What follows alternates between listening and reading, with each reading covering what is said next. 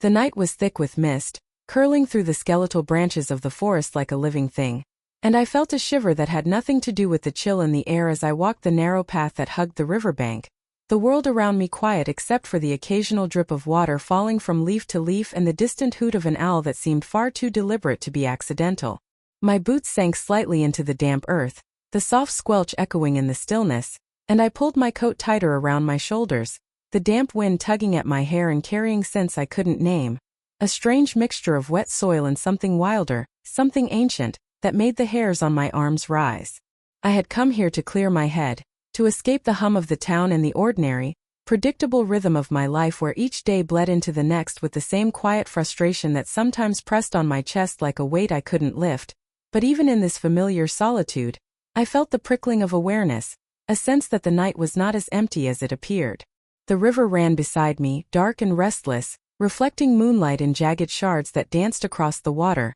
and the sound of its flow was hypnotic, almost as if it were calling, whispering to me in a language I didn't understand, urging me forward. My mind, always so full of plans and lists, began to quiet, the usual chatter replaced by an uneasy tension, a pull toward something I could not yet name. And then I heard it, soft at first, a low guttural sound that seemed part growl, part cry, weaving through the trees and along the water's edge. My heart skipped and I froze mid-step, scanning the shadows where the forest deepened, the darkness so thick it seemed to breathe, to watch, to wait. And though I told myself it could be a coyote or some other animal, every fiber of me whispered that this was something different, something that did not belong to the ordinary world I had always known. I had been having strange dreams for weeks, fragments of visions that made no sense, flashes of golden eyes in the dark, the feeling of claws and teeth and yet a warmth that pulled at me with a force I could not resist, and I wondered if those dreams had been preparing me for this moment, the night when the ordinary would shatter.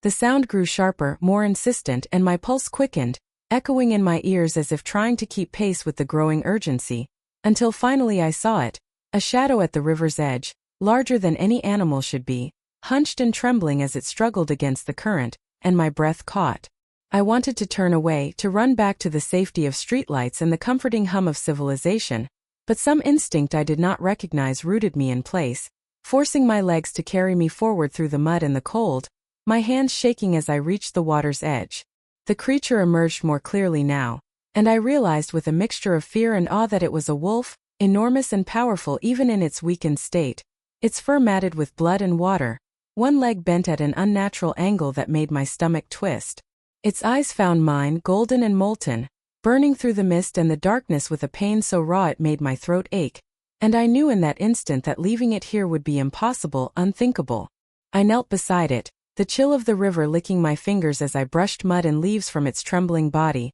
and it did not shy away, though every instinct I had screamed that it could attack, that it could be dangerous, but instead it leaned into my touch, its breath ragged, hot against my skin, its eyes never leaving mine as if assessing not just me but the very essence of who I was. A sudden snap of a branch in the trees made both of us jump, its low growl vibrating in my chest, a sound that was more fear than threat, and I realized that whatever had brought this creature here, whatever battle it had endured, was not finished, that danger lingered in the shadows beyond my sight and my own. Heartbeat became a drum in the tense silence. I wrapped my coat around the wolf as best I could, struggling to lift its weight even as it leaned heavily into me, and I felt an unexpected thrill, a mixture of terror and wonder, as though some invisible thread had tied our fates together in a way I could not yet understand. My fingers grazed the deep gash along its side, and a sharp ache tore through me, a visceral connection I could not explain, as though its suffering was bleeding into me, demanding I act, demanding that I save it no matter the cost. The forest seemed to close in around us, the mist thickening, the moonlight flickering across the water in distorted patterns, and I became aware of sounds I had never noticed before, subtle movements in the underbrush, whispers of wind that sounded almost like voices warning me, urging me to turn back, but my hands would not obey, my heart would not obey, and I understood with a clarity that terrified me that the world I had known, the safe, measured life I had lived, was gone, shattered in this single moment by the presence of this extraordinary wounded creature. The wolf's eyes flickered with something beyond fear, a spark of recognition, and I felt a shiver run down my spine as if the night itself was acknowledging the significance of this encounter, As if the river, the trees, the darkness were conspiring to tell me that nothing would ever be the same again. And then as I struggled to carry it to the bank, its head turned slightly, ears twitching, and I saw movement among the trees, a figure perhaps, or maybe just the trick of moonlight on shadow, but my blood froze, for I knew instinctively that we were not alone, that eyes were watching, waiting, and the wolf growled, low and guttural, a sound that vibrated through me, warning me that the danger we faced was far from over, and in that chilling, heart-stopping instant, I understood the truth that would define everything to come. This was no ordinary rescue, no ordinary night, and what I had stumbled into was far larger, far older, and far more dangerous than I could have ever imagined, and yet somehow impossibly, I could not bring myself to step away, for the wolf's golden eyes held me, bound me, and promised that our destinies were now entwined in a way I could not escape, and as the river surged beneath us and the shadows twisted in the forest around us, I realized with a shiver that the ordinary world I had known was gone, replaced by something mysterious, something wild, something haunting, and it was waiting for me to take the first step into the unknown. The morning after the river, the world felt off, as if the mist from the forest had clung to me and followed me home, wrapping itself around every familiar object and making it feel unfamiliar. And though the sun rose pale and golden over the rooftops of my small town, the light seemed weaker somehow, filtered through a veil I could not see but could feel pressing against my chest, and I walked through my apartment, noticing things that had never registered before, the quiet hum of the refrigerator suddenly sharp in my ears, the ticking of the clock loud and intrusive, and I felt a tension in my body that I could not shake, a memory of amber eyes and fur slick with water pressing on me even in the comfort of walls that had always been safe. I tried to brush it off, to tell myself it was just my imagination, that exhaustion had played tricks on me. Yet as I made coffee and moved through my routine, small disturbances began to pile up, subtle but insistent, like whispers at the edge of hearing that vanished whenever I tried to focus, shadows that lingered in corners longer than they should, reflections in windows that shifted when I blinked, never quite matching the movements of my own body, and the feeling that someone or something was observing me, patient, silent, and waiting for me to notice. At work, the ordinary chatter of my colleagues felt strained, almost rehearsed, as if the world itself were holding its breath, and I found myself flinching. At ordinary noises, the scrape of a chair across tile, the hum of the printer, a distant car horn, each sound echoing in my chest like a warning. Even my dreams had changed, the visions of golden eyes and soft fur returning with clarity, accompanied now by shapes I could not name, flickers of shadows that moved with intent, watching me, and I would wake in the middle of the night, heart pounding, feeling as though the forest itself had followed me into my bedroom, pressing its cold fingers against my skin, and I knew sleep would not protect me from the sense of being caught in something larger than myself, something alive, and yet I was drawn to it, pulled toward it, a tether I could not sever no matter how hard I tried. On my way home from work, the streets seemed narrower, the trees along the sidewalks twisting strangely in the golden evening light, their branches reaching like fingers, and I felt a prickling along the back of my neck as if someone stood behind me, watching, and I would turn quickly, only to find empty streets and the faint scent of something wild, earthy, and faintly metallic lingering in the air, a scent that made my stomach tighten and my pulse jump. I began noticing people differently, strangers glancing my way with an intensity that made my skin crawl, their eyes locking on me for a heartbeat too long, and when I returned their gaze, they would look away quickly, as though caught in something they could not explain. And the small interactions, once comforting, now felt fragile, as if the world were a stage and everyone around me had memorized their lines while hiding secrets I could almost sense but not yet name. My apartment no longer felt like a sanctuary, every creak of the floorboards, every whisper of wind through the cracked window pane setting my nerves on edge, and I found myself standing in the center of rooms, listening, waiting, as if I could detect the invisible pulse of something moving just beyond sight. Even the river from the night before haunted me, a memory that bled into every reflective surface, the amber eyes flashing whenever my thoughts drifted to it, and I wondered if I had imagined what I saw, if the creature had even existed. Yet the ache in my chest and the way my dreams tore me awake said otherwise, whispering that I had encountered something extraordinary and dangerous, and that my ordinary life would never recover from it. I began noticing strange patterns in the world, coincidences that seemed too deliberate to ignore, shadows that mirrored my movements in impossible ways, and a strange, heavy silence that descended whenever I thought too deeply, like the air itself held its breath, waiting for me to act or stumble, and each passing day left me more on edge, hyper-aware of every sound, every glance, every subtle shift in the atmosphere around me. One evening as I walked to the corner store, I felt it again, that presence, closer this time, brushing against the edge of my awareness like the faintest vibration of the ground beneath me, and I froze, heart hammering, scanning the darkened streets and empty alleys, but there was nothing, only the ordinary shapes of streetlights and parked cars, and yet the feeling persisted, and my skin crawled as if tiny invisible fingers were tracing along my spine. Even my reflection in the glass doors of the store seemed wrong,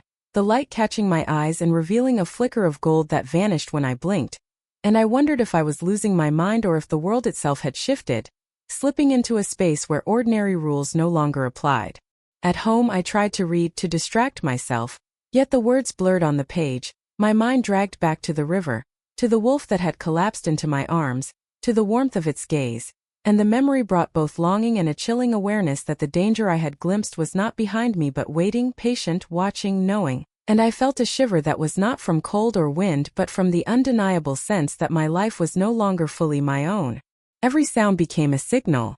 every shadow a potential threat, and I realized with a sinking certainty that I was caught in a current far stronger than myself, a pull toward something I could not resist, something that would demand more from me than I had ever imagined. And as I stood at my window that night, staring at the darkened tree line beyond the town, I saw movement, just at the edge of my vision, a flicker of golden light, or maybe a pair of eyes watching, and a deep unease settled in my chest, heavier than fear. More insistent, a whisper of warning that this was only the beginning, that the ordinary world had grown fragile and would soon shatter entirely, and I knew I would not be able to turn away from it, no matter how much I wanted to, because something extraordinary, something ancient, and something undeniably alive had begun to reach for me, and the river, the forest, and the shadowed figure I could not yet name were calling me toward a fate I could not yet understand, and the rising unease in my bones told me that the first ripples of a storm I could neither see nor stop were already lapping at the shores of my ordinary life, ready to sweep it away entirely. The morning air was thick with a dampness that made every leaf glisten and every shadow seem deeper than it should have been, and as I stepped out onto the street, I felt the same prickling unease from the night before crawling along my spine, an invisible weight pressing down on my shoulders, a sense that the ordinary world had begun to fracture at the edges and that unseen forces were testing me in ways I could not yet understand, and my first clue came from a small, folded note tucked under the edge of my mailbox, yellowed and fragile as though it had waited for me, and I held it in my hands, heart hammering, the paper trembling beneath my fingers as I unfolded it, only to find a few words scrawled in sharp, uneven handwriting, letters jagged and hurried, warning me to beware of the shadows that follow the golden eyes and that even the familiar is not what it seems, and I swallowed hard, my pulse spiking, because I had no idea who could have left it, or how they knew or what it meant exactly, yet the message carried a weight that pressed against my chest and refused to leave, whispering that the forest, the river, and the wolf I had rescued were more connected to my life than I dared to admit. I tucked the note into my coat pocket and tried to dismiss it as a prank or a coincidence, yet nothing about the morning felt ordinary, not the way the wind seemed to whisper through the branches with voices just beyond comprehension, not the way the sunlight fractured across the pavement, casting shadows that twisted in patterns that made no sense, and not the way the small dog I usually saw trotting down Maple Street stopped mid-step, ears alert, staring into the distance as if it could see something I could not, growling softly and refusing to move until I had passed, leaving me with a chill that coiled in my stomach and made my hands clench into fists. At work, the atmosphere felt taut, strained, as if everyone knew a secret I was only beginning to sense, and when I mentioned the note to my coworker, she looked at me with eyes wide and whispered just a fragment, a warning cut short, saying that some things are not meant to be seen and some creatures are older than towns and families, and then she shook her head as if she had said too much and walked away, leaving me with the echo of her words in my mind and a growing suspicion that I was being drawn into something far beyond my understanding, something I could not escape even if I tried. That evening, on the way back from the grocery store, I noticed a pattern in the trees along the edge of the forest, branches that seemed bent into shapes almost like symbols, deliberate marks carved into the bark of the oldest oaks, strange and angular, almost like letters, and a shiver ran through me, because I had never noticed them before, and I felt certain that they had appeared overnight, yet the ground bore no tracks. No evidence that anyone had been there, and the shapes felt alive, humming with an energy I could not name, and as I stared, I thought I glimpsed movement just beyond the shadows, a flicker of gold that vanished the instant I tried to focus, and I remembered the wolf, the golden eyes in the water, and a cold realization settled in my chest that my encounter had never been accidental, that something or someone was guiding me, watching me, and that the forest itself had begun to communicate in signs I was only beginning to notice. At home, I tried to settle into the quiet routine of my apartment, yet the note seemed to vibrate in my pocket, the air felt heavy, and the faintest sounds of movement outside made me jump at shadows that shifted just beyond the streetlights, and then I heard it, a low rustle of leaves near my window that stopped the instant I looked, and my breath caught as I felt the hairs on my neck stand at attention, because the sensation was not that of wind or animal but of an awareness, a sentience that acknowledged my presence and responded with something like patience, and in that moment I felt both dread and a strange pull,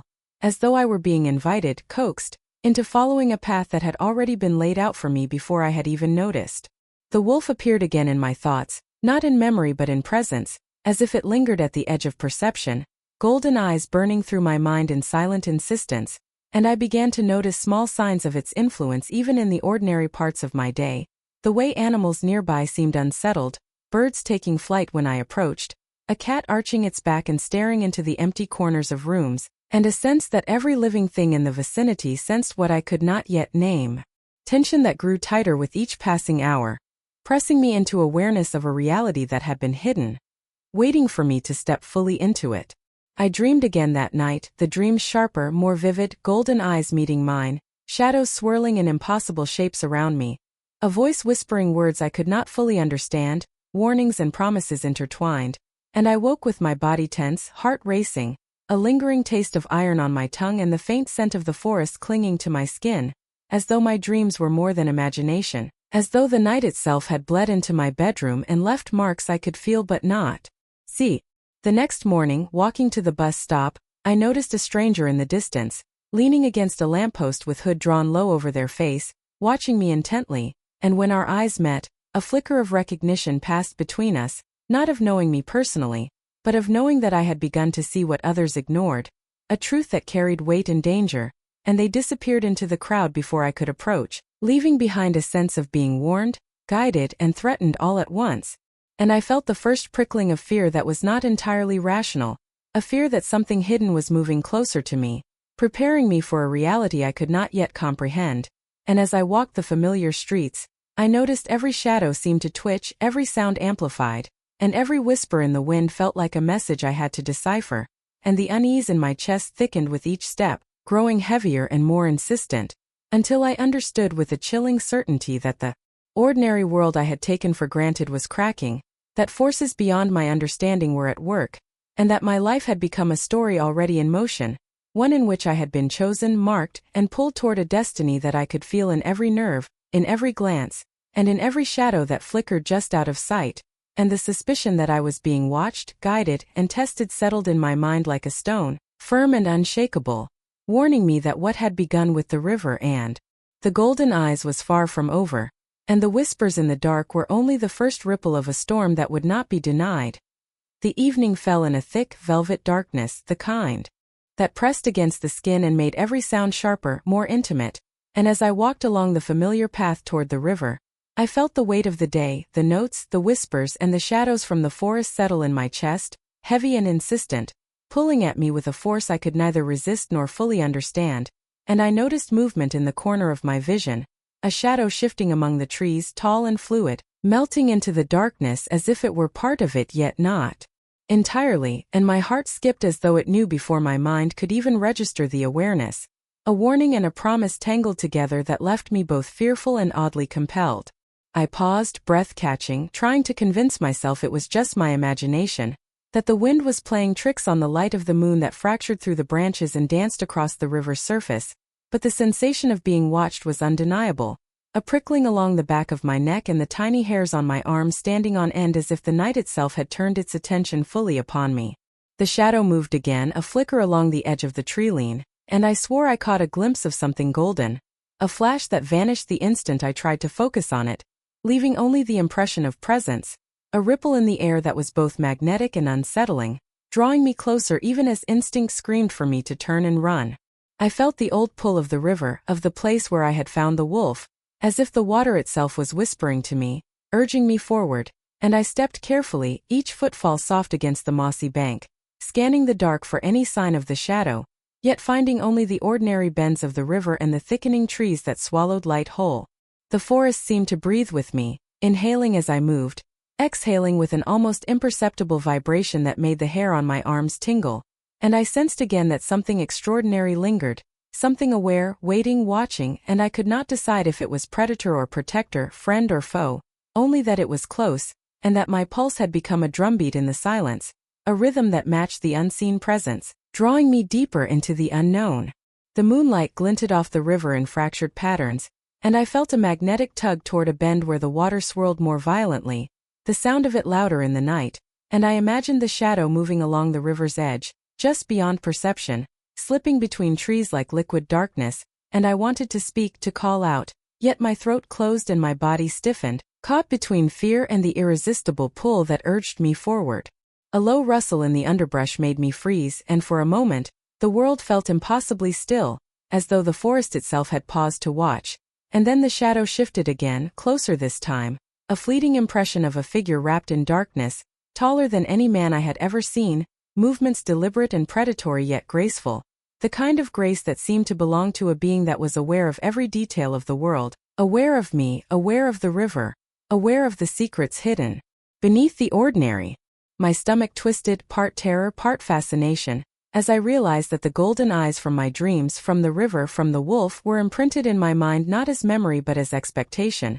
and I could not tell if they belonged to the shadow or to my imagination. Yet the sense of being called, of being observed with intent, refused to leave, and my pulse raced in rhythm with the unseen presence. A sudden movement caught my attention, a flash of fur, or was it a coat? I could not tell, brushing the edge of the light, and for the briefest instant, the figure seemed almost human, yet undeniably other, the kind of being that carries a power so complete that it makes the ordinary world feel fragile and inconsequential. And I felt a shiver run from the base of my skull down to my spine as though my very bones recognized it before my mind could process what I was seeing. I stepped forward, drawn as if by invisible threads, and the shadow retreated slightly, testing me, gauging me, its presence a living pulse in the night that both unnerved and enthralled, and I realized that whatever it was, it had been aware of me from the moment I touched the wolf, from the moment I had allowed myself to be pulled into the riverbank, and that this first glimpse was a warning, a test, and an invitation all at once.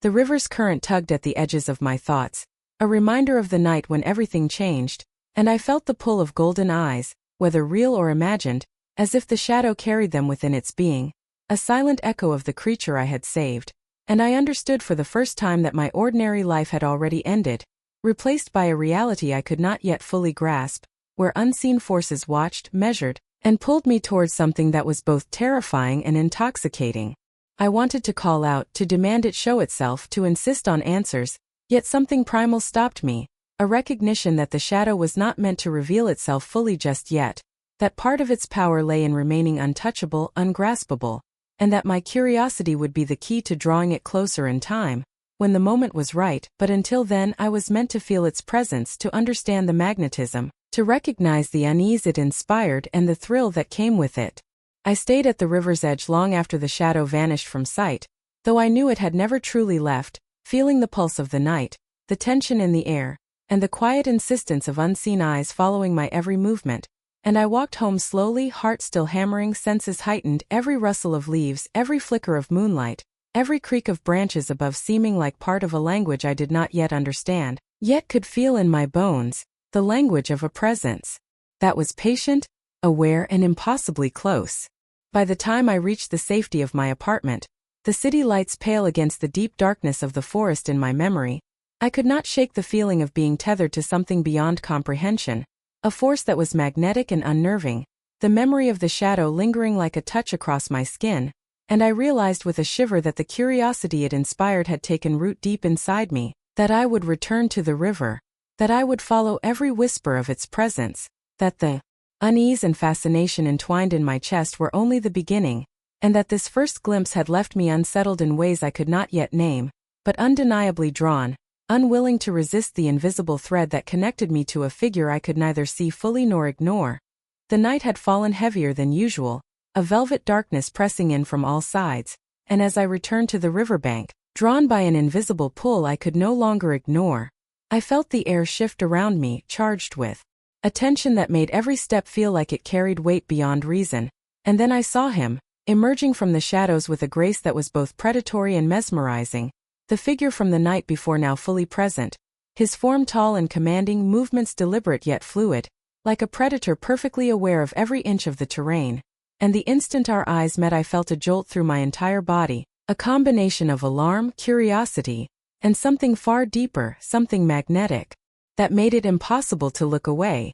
impossible to retreat even though every instinct screamed caution. He stopped a few feet away, the moonlight catching the edges of his face and revealing sharp features and eyes that burned gold in the night, eyes that seemed to see not just me but everything I had ever been and everything I was meant to become. And I realized with a mixture of fear and awe that I was in the presence of someone who carried power in a way that made the ordinary world shrink, a being whose very existence altered the air, the silence, and the ground beneath us. My heart hammered so loudly I was certain he could hear it, yet he did not flinch, did not move closer immediately, instead letting the tension stretch, testing me, and I felt the pull between us, an invisible force that drew me toward him even as my mind tried to find reason to flee, a paradox of danger and irresistible allure that left me trembling with anticipation and dread. I tried to speak, my voice coming out quieter than I intended, and he tilted his head slightly, a ghost of a smile playing at the corners of his lips that made my stomach twist with something unfamiliar, a longing I did not understand, a thrill I could not name, and it occurred to me that everything in the night, the whispers, the shadows, the pull of the river, had been preparing me for this moment, this encounter that felt like both a test and a gift, and I realized I could not look away even if I wanted to. He spoke then, his voice low, smooth, carrying a weight that seemed to vibrate in the air and resonate in my chest, telling me that I had come willingly even though I did not know it, that I had been chosen, and I shivered at the certainty in his tone, the calm authority that made my pulse race and every hair on my skin stand at attention. I noticed the faint scent that clung to him, earthy and wild, something animal yet intoxicating, stirring a strange awareness inside me that went beyond simple curiosity or fear, a recognition of something ancient and alive, and I felt my breath catch as he took a step closer, and the magnetic pull intensified, pressing against me like gravity, making it impossible to think, impossible to turn, and I realized I was entirely in his orbit, caught in a force that was at once dangerous and irresistible. I searched his eyes, trying to read him, to discern intention, to understand whether he was predator or protector, friend or foe, and I sensed that he was aware of my attempts, aware of the rapid beating of my heart, the rise and fall of my chest, the tremor of my hands as I stood rooted in place, and I felt a thrill at being seen so completely, the vulnerability stirring something deep inside that was both terrifying and exhilarating.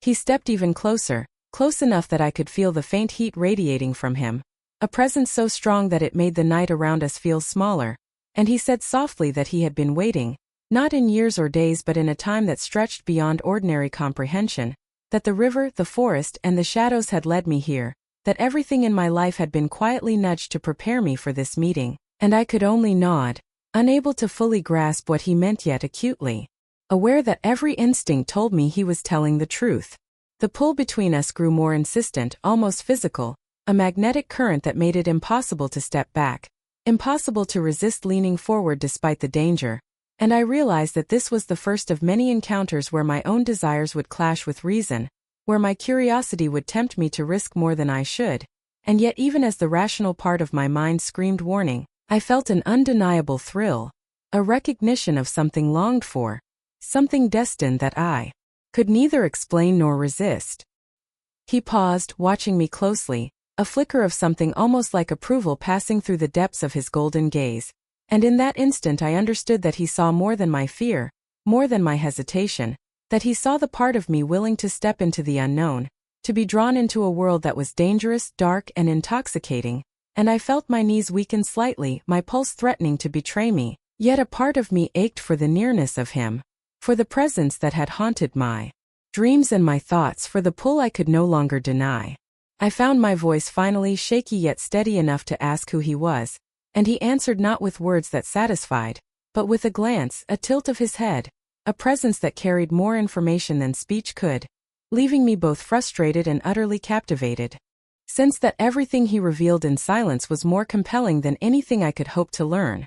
That danger and desire were entwined so tightly in him that even seeing him in the dark made the world feel unfamiliar and thrilling. The forest around us seemed to hum with awareness, the river lapping against the bank with a pulse that echoed my own, and I realized that even the natural world recognized this encounter, that it was significant, charged, and impossible to ignore, and my curiosity, my fascination, and the stirring attraction made me aware that I had already crossed an invisible line, one that would define the nights and days to come. As he stepped back finally, just enough to allow me space to breathe, I felt a deep ache in my chest, a longing that unsettled and thrilled me simultaneously, and I understood that the pull between us would not fade, that the magnetic tension had left its mark, and that I was shaken to my core by how deeply I was drawn into his orbit, how completely I had surrendered to curiosity, to desire, and to the unspoken promise that this encounter was only the beginning of something dangerous, extraordinary, and utterly inescapable.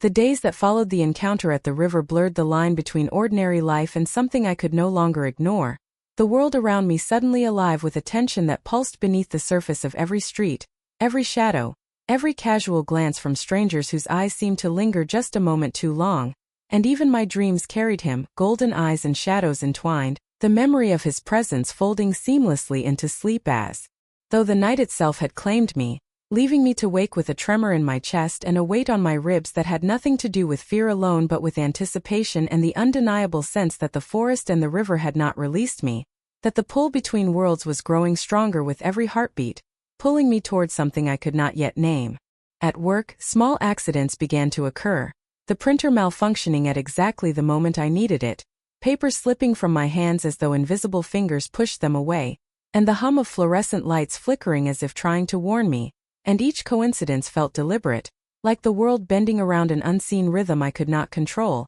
and I found myself scanning the office for shadows, listening for whispers, feeling an undercurrent of awareness in every cubicle that suggested the supernatural was no longer something I might imagine but a force actively shaping my days. Even my friends began to notice the change in me, though they could not name it, asking if I was tired or distracted, and I could only give vague nods, my thoughts caught constantly between the mundane tasks of daily life and the memory of the river, the golden eyes, and the shadowy figure whose presence lingered in my mind, whose pull I could not resist no matter how I tried, whose magnetic energy seemed to leak into the world around me, making the air hum with a tension I could not name but could feel in every nerve. At home the ordinary became strange, sounds amplified, shadows elongated, and the familiar corners of my apartment seemed to move ever so slightly when I was not looking, the faintest sense that I was being watched or guided, and I began to notice small, inexplicable occurrences, the scent of damp earth lingering in the kitchen,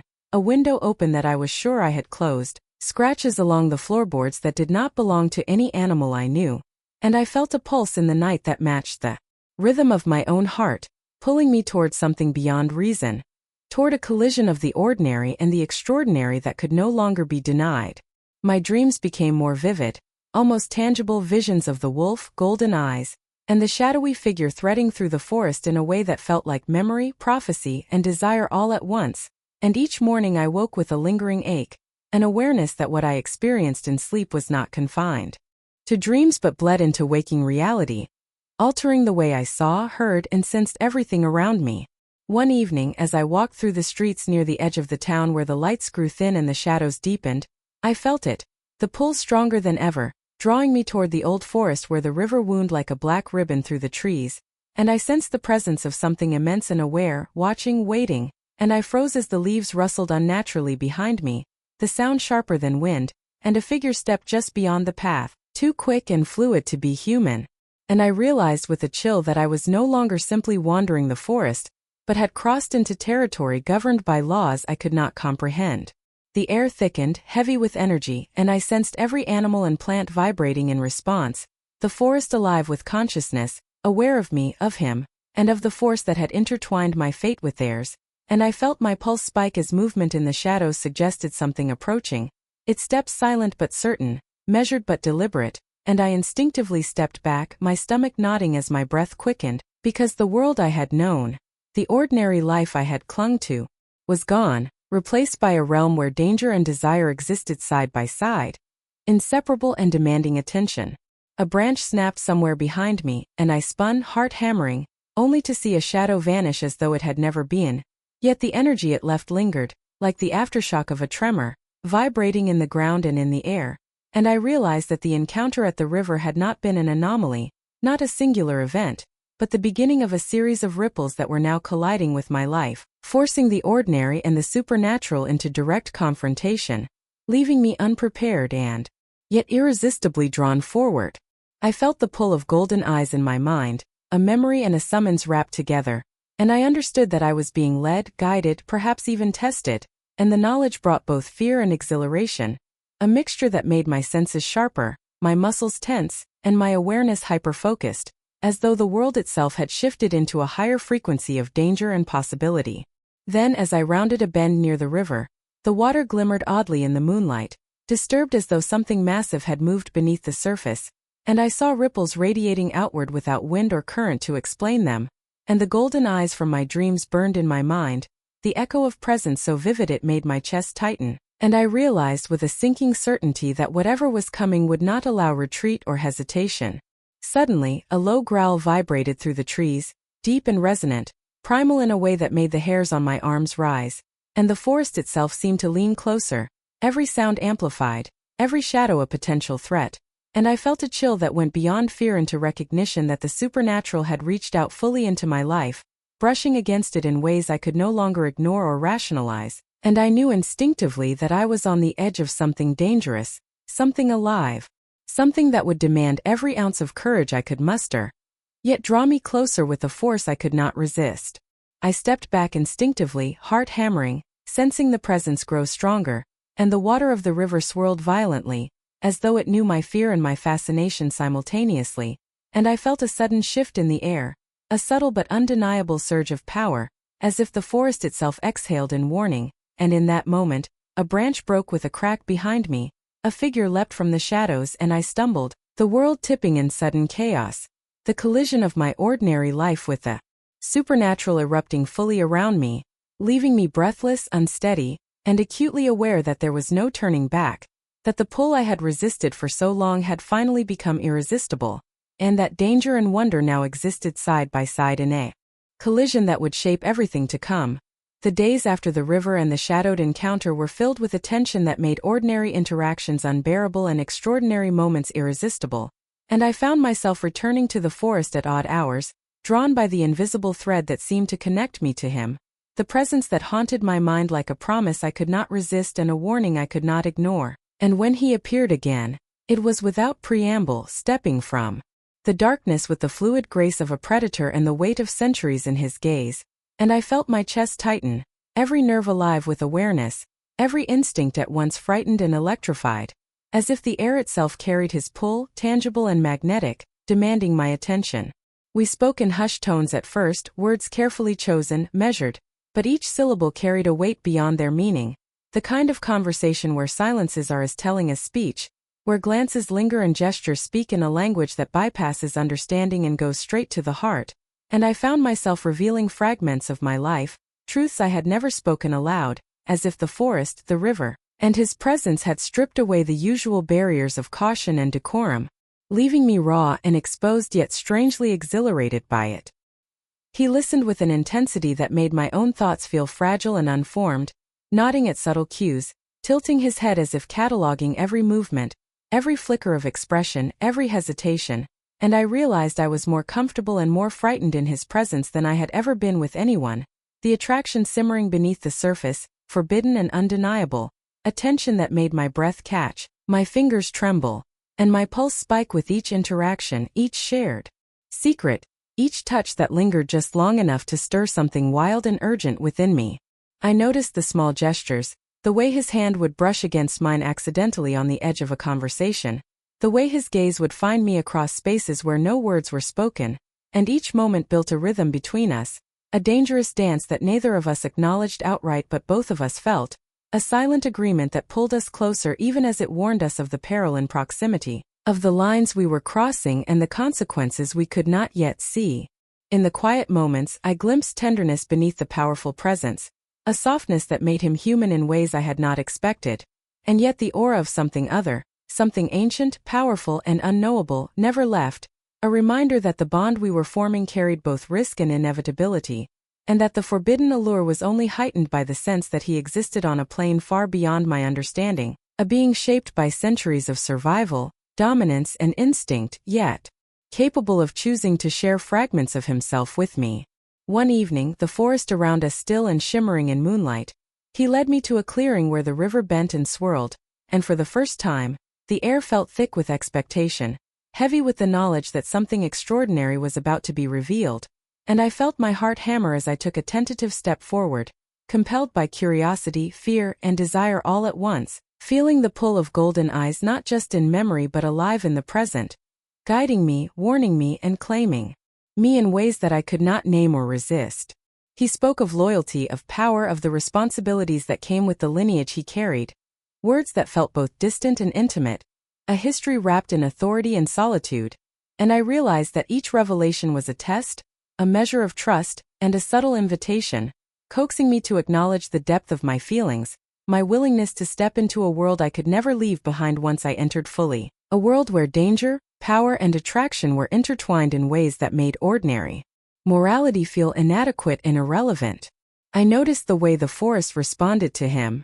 The subtle bends of trees, the rustle of leaves, the ripple of the river, as if the natural world recognized him, obeyed him, and acknowledged his presence, and I felt the pull of that power, not as awe alone but as something that demanded recognition, something that reached out to touch my very being, entwining my fate with his in ways that left me dizzy and disoriented, suspended between fear and fascination, certainty and wonder. As our conversations deepened, I sensed layers of restraint, a careful masking of something he could not yet reveal, and the way he measured his words, his glances, his presence, made me even more aware of the danger in proximity, the thrill of discovery, and the thrill of forbidden attraction, because every interaction felt like standing on the edge of a precipice, knowing that the fall was inevitable if I gave in, yet unable to resist leaning forward, drawn by the invisible force that had defined every step, every breath, every heartbeat since I first glimpsed him. That night, under a sky veined with silver light and shadows, he moved closer, and I saw, even in the darkness, the faint shimmer of transformation along his jawline, the subtle elongation of his shadow, the intensity in his golden eyes that deepened beyond anything human, and in that instant, a shiver raced through me, part fear, part awe, part something I could not yet name, a recognition that the man I had been drawn to so irresistibly was not entirely what he seemed, that beneath the magnetic presence, the dangerous allure, and the forbidden attraction lay a truth that would change everything I believed about the world, about him and about myself. The revelation was subtle, a flicker in his movement, a glow in his eyes that pulsed with a life and power beyond the ordinary, yet it struck me with the force of inevitability, and I realized that our bond, dangerous and intoxicating as it was, had opened a door to a reality I could no longer close, a reality where he was more than man, more than shadow, and yet undeniably bound to me in a way that neither of us could deny. And as I stepped back, heart hammering, breath caught, I understood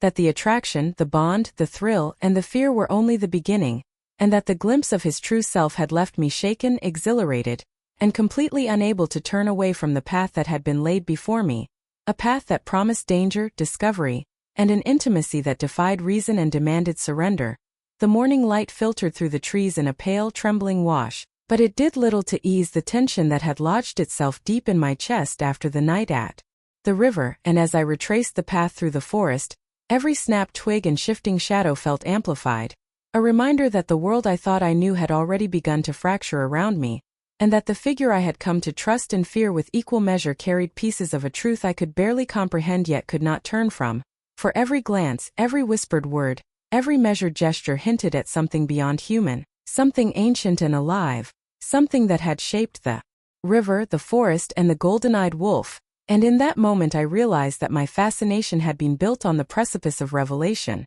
a delicate balance between awe and dread that left me unsettled in ways I had never experienced. I saw him ahead, standing at the edge of the river where the current curved around the rocks, tall and silent, and when he turned, those golden eyes held a depth that was almost blinding, pulling at me, drawing me forward, yet simultaneously warning me back, a contradiction that made my heart hammer and my breath catch as if the air itself had thickened with the weight of what he represented. A being who was both protector and threat, familiar and unknowable, and I could sense the quiet hum of his power radiating outward in waves that seemed to alter the very space between us,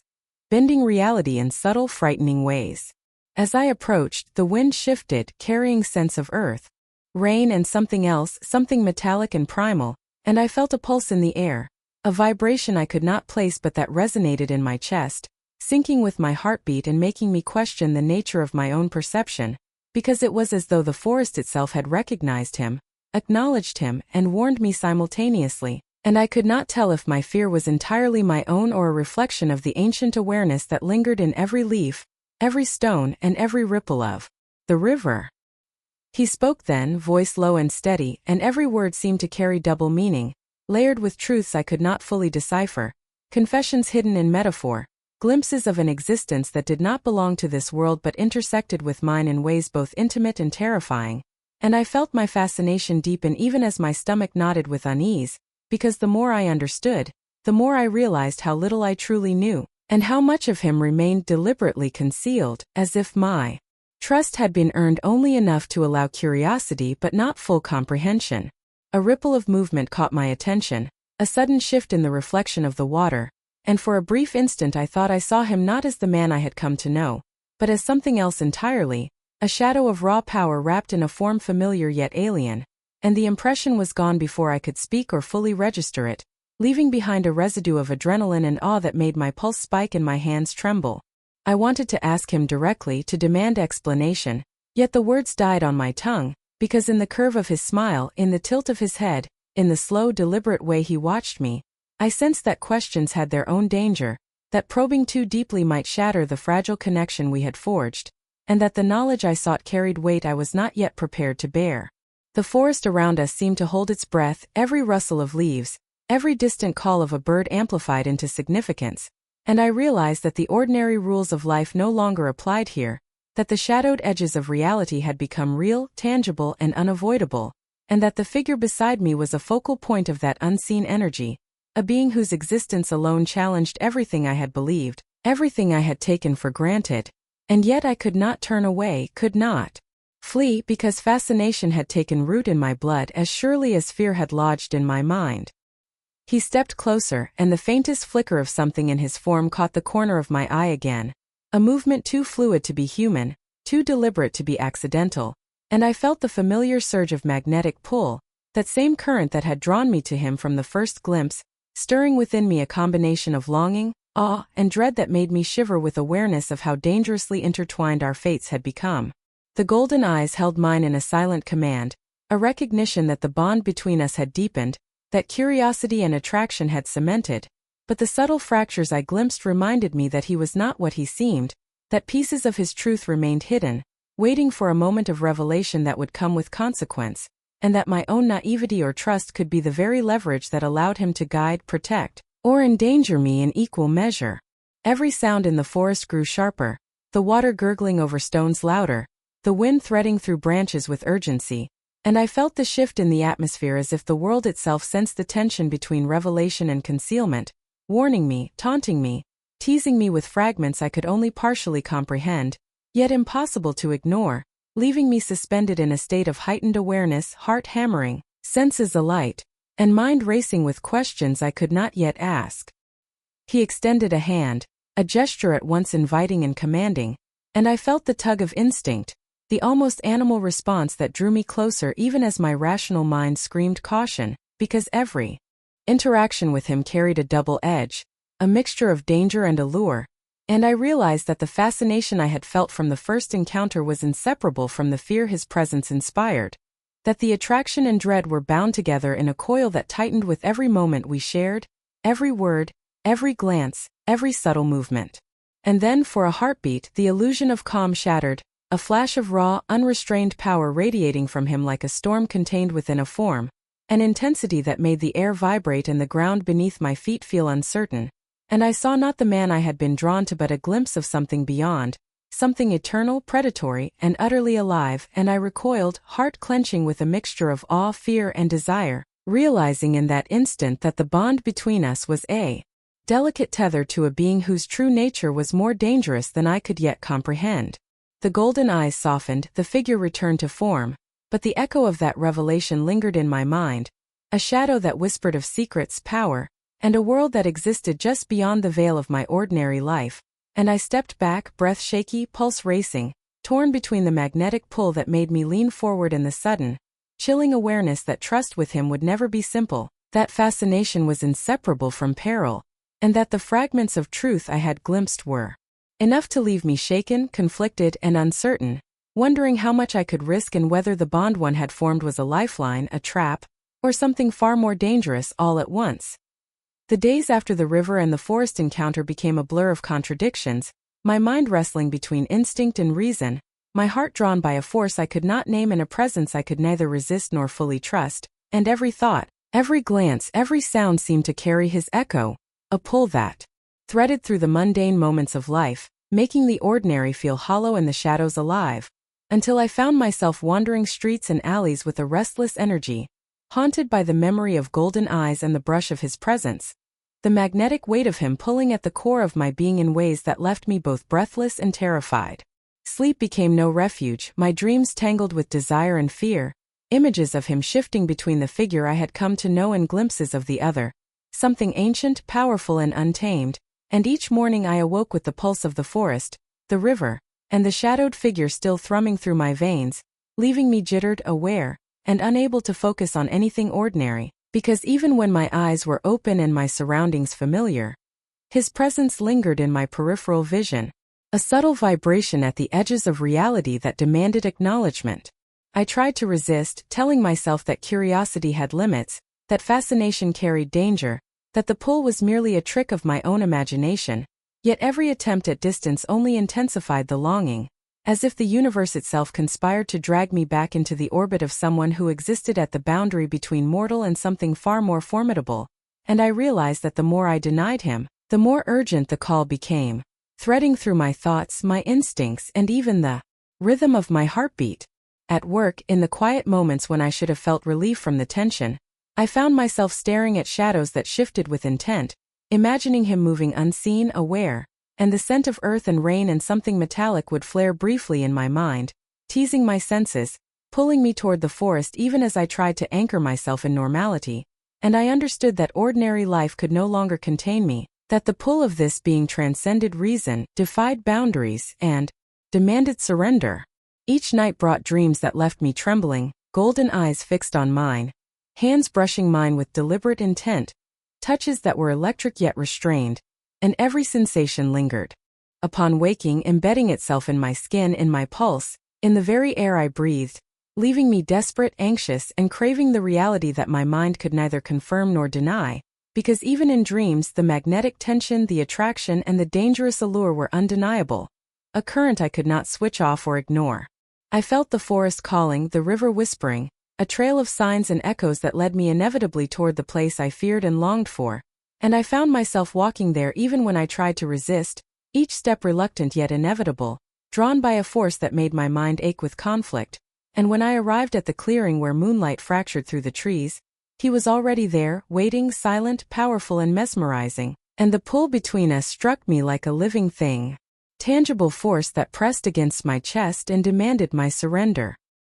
He spoke, low and steady, his words brushing across me with a weight that carried both temptation and warning, and I realized that his presence was not simply magnetic but transformative, altering perception, bending attention, entwining desire and fear until they were inseparable, and I felt myself leaning forward despite the rational part of my mind insisting I turn away, flee, and resist, because each interaction, each shared glance, each slight movement brought a wave of fascination and longing that left me breathless. The forest seemed to hold its breath, every rustle of leaves, every ripple of the river amplifying the tension between us, and I felt an awareness that went beyond curiosity, a recognition that proximity to him altered the rules of my own existence, bending emotions, instincts, and thought into alignment with his presence, and I knew that even if I wished to resist, even if I screamed for caution, the gravitational pull of him would not be denied. As he moved closer, the golden eyes locked on mine with a silent command that made my knees weaken and my pulse surge,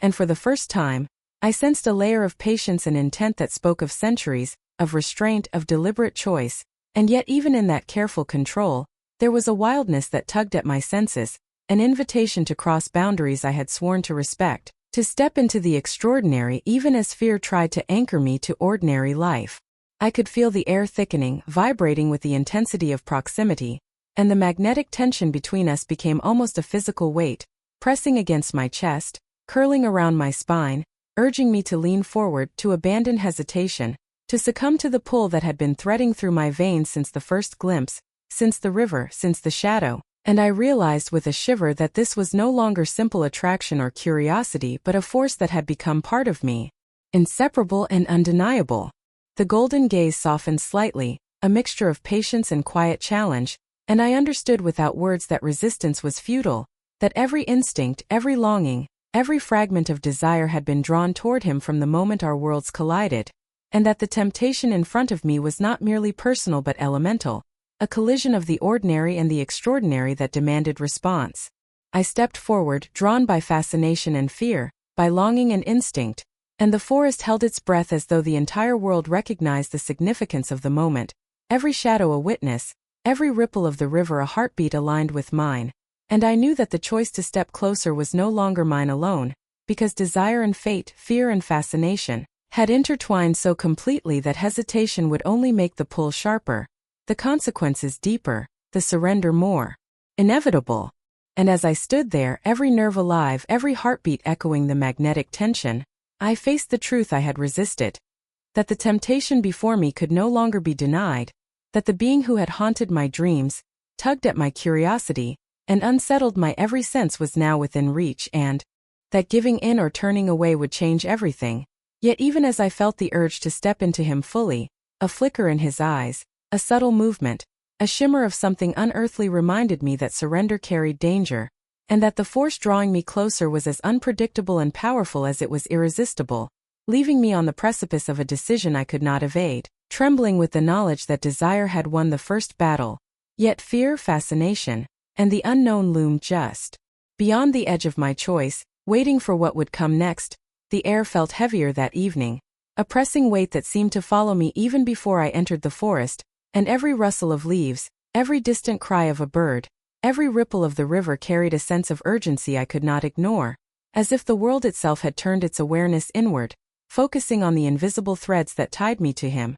to the golden-eyed figure who had become both my obsession and my tether to something beyond understanding. And as I walked, I sensed eyes watching me, not human eyes, sharp and calculating, filled with a predatory intelligence that made my pulse spike and my breath shallow, and I realized with a chill that the encounter at the river, the shadows, and the magnetic pull had attracted more than fascination, that the very act of drawing close to him had set forces in motion that were now beginning to stir in the dark corners of the world I had only glimpsed, forces older and more cunning than I could imagine, and I felt a tangle of fear and anticipation tighten like a coil in my chest. As I rounded a bend near the familiar clearing, I noticed subtle signs that something had been here before me, footprints too large to be human pressed into the mud, the scent of something metallic and sharp lingering in the air, and the forest felt alive in a different way, alert and wary, as if it recognized the danger I could not yet name, and I understood that the presence I had sensed in my dreams, the golden eyes and the shadowy figure,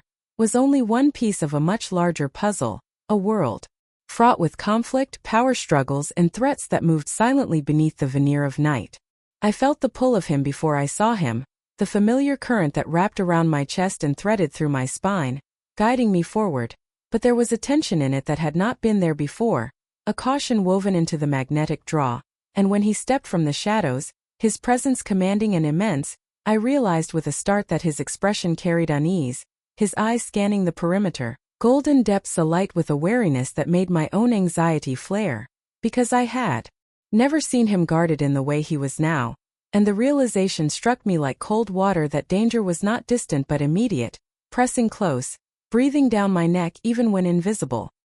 He spoke my name softly, a touch of warning threading through his voice, and I could sense the history that clung to him, the echoes of conflicts long past, enemies unforgotten, and alliances formed and broken in ways that shaped the present without my knowledge, and I understood that proximity to him brought me not only fascination and longing but risk that I could barely comprehend, a reminder that the supernatural world operated under rules I had only begun to glimpse, and that being drawn into his orbit meant crossing into a reality where the ordinary boundaries of safety no longer applied. A sudden rustle in the underbrush made me start, my hands gripping at the nearest tree for stability, and he moved instinctively, swift and silent, placing himself between me and the unseen source, his eyes flashing gold in the moonlight as though the darkness itself obeyed him, and in that instant I felt the sharp edge of vulnerability, the fragility of being human in a world where beings like him existed with power I could not challenge, and I realized that the allure and temptation I had felt since the river carried a shadow as well, a weight of danger that had only grown stronger. With every encounter, every dream, every magnetic pull that had drawn me closer.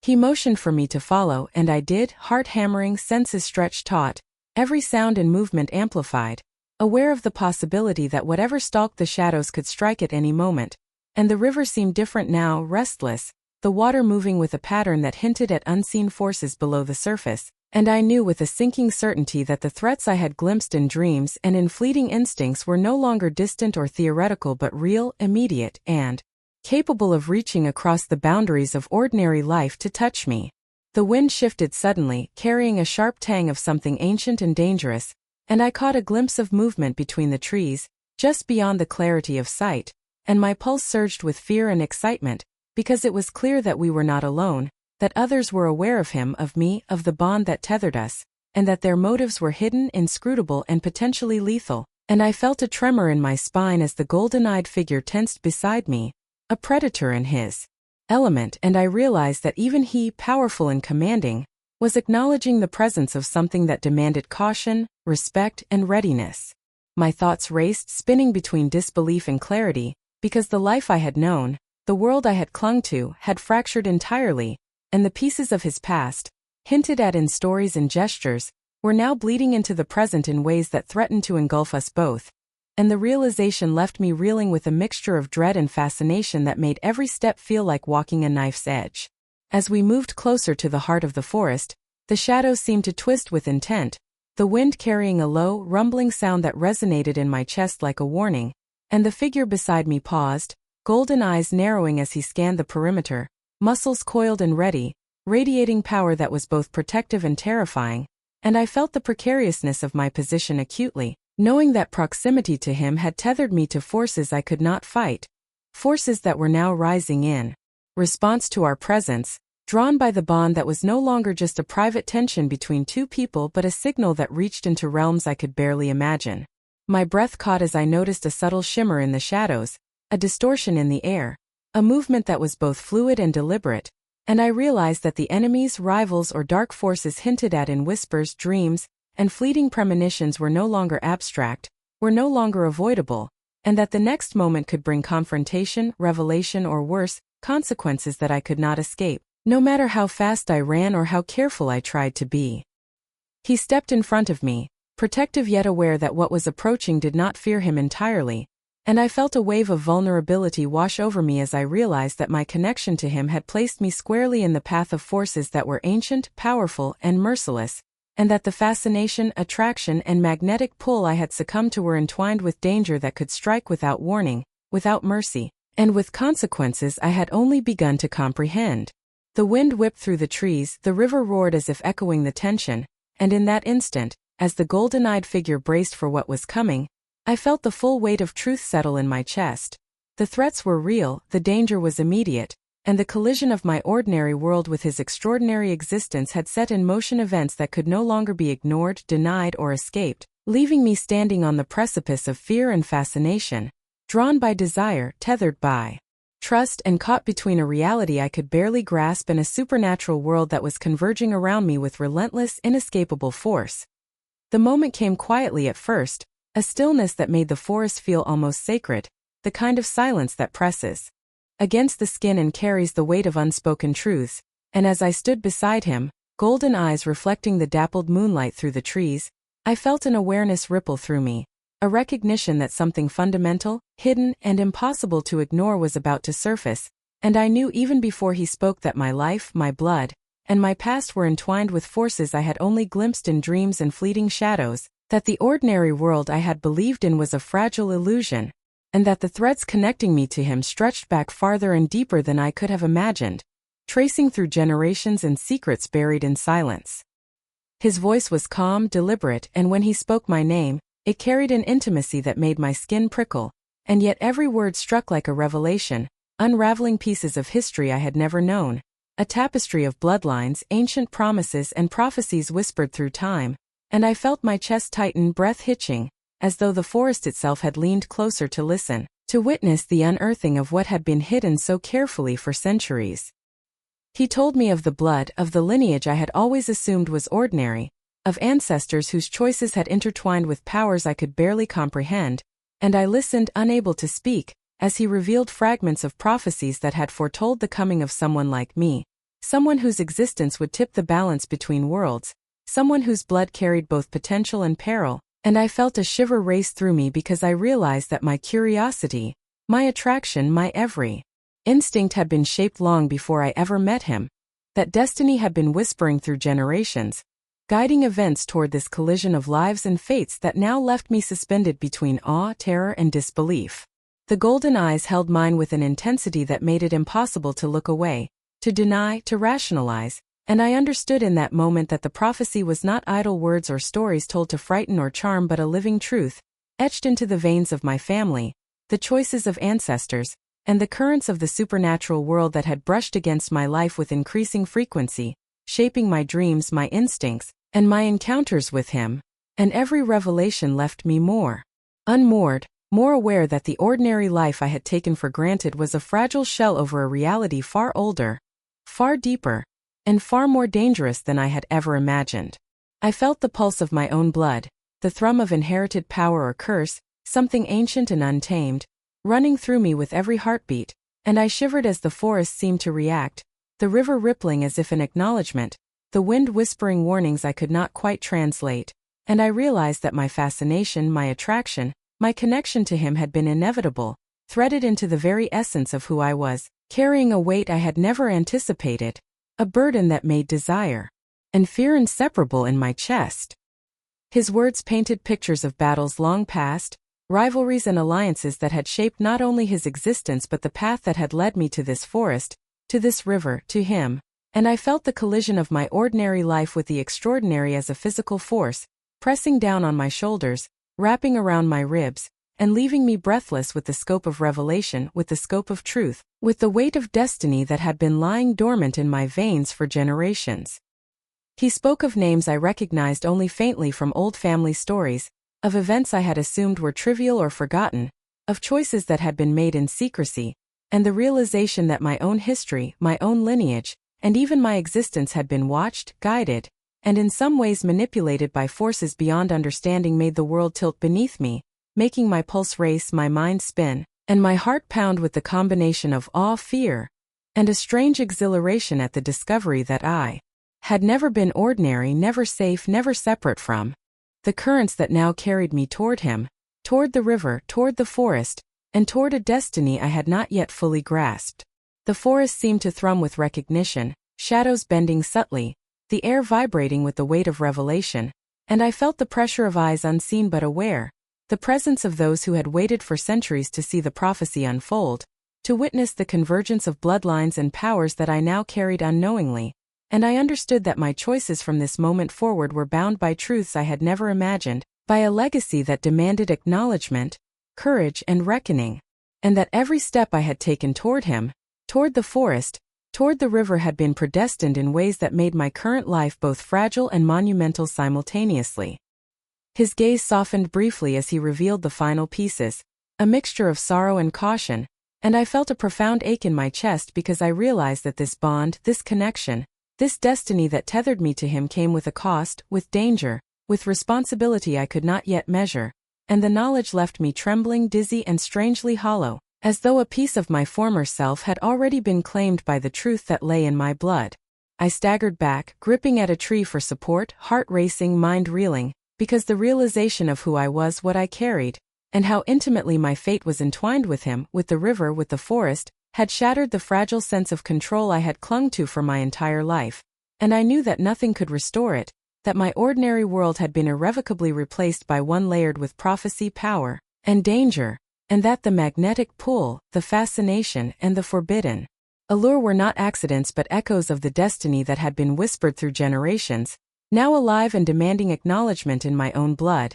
in my own choices, and in the inevitable convergence with the figure who had become my anchor, my temptation, and my tether to a supernatural world I had never imagined. I stood there, shaken to my core, feeling the weight of centuries of bloodlines, of secrets long buried, and understood for the first time that my life, my heart, and my very being had always been part of a story larger than myself, one that had waited patiently for me to arrive, to understand, and to face the truth, leaving me breathless, terrified, and inescapably drawn toward the river, the forest, and the golden-eyed figure who held not only the knowledge of my destiny but the force that would shape it, leaving me suspended on the edge of awe, fear, and inevitability, trembling because everything I had known had been rewritten in a single revelation. The forest felt denser that evening, the shadows thicker and the air tinged with an almost tangible tension that pressed against my skin and coiled around my chest, and as I walked beside him, the golden-eyed figure whose presence had come to dominate my every thought, I felt the weight of secrets, half-truths, and unspoken fears settle between us, a quiet yet persistent barrier that made every glance, every gesture, every word carry more meaning than either of us fully admitted, and I realized that trust was no longer a given but a fragile thread that could unravel with a single misstep, leaving us exposed to the dangers that had been stirring in the forest and beyond, forces unseen but palpably aware of the bond that connected us. He moved with the familiar fluid grace that had drawn me to him, yet there was a guardedness I had never noticed before, a subtle tightening of shoulders, a fleeting hesitation in his steps, and I sensed that the golden eyes that had been my anchor, my temptation, and my guide were now measuring, calculating, weighing my every reaction, and I could not help but mirror him, feeling the same instinctive assessment of his presence, aware that lies, omissions, and truths we had not yet shared carried power over the fragile equilibrium we had built. Words came and went, careful, measured, yet I felt the undercurrent of restraint, of something withheld, of dangers I could only sense in shivers along my spine and the tightening of my chest, and I realized that the very act of sharing space with him was a negotiation of trust, a balance of curiosity, desire, and caution that left me simultaneously exhilarated and uneasy, because the pull that had drawn me since the river was now interlaced with suspicion, a shadow that flickered in the periphery of my fascination and made every heartbeat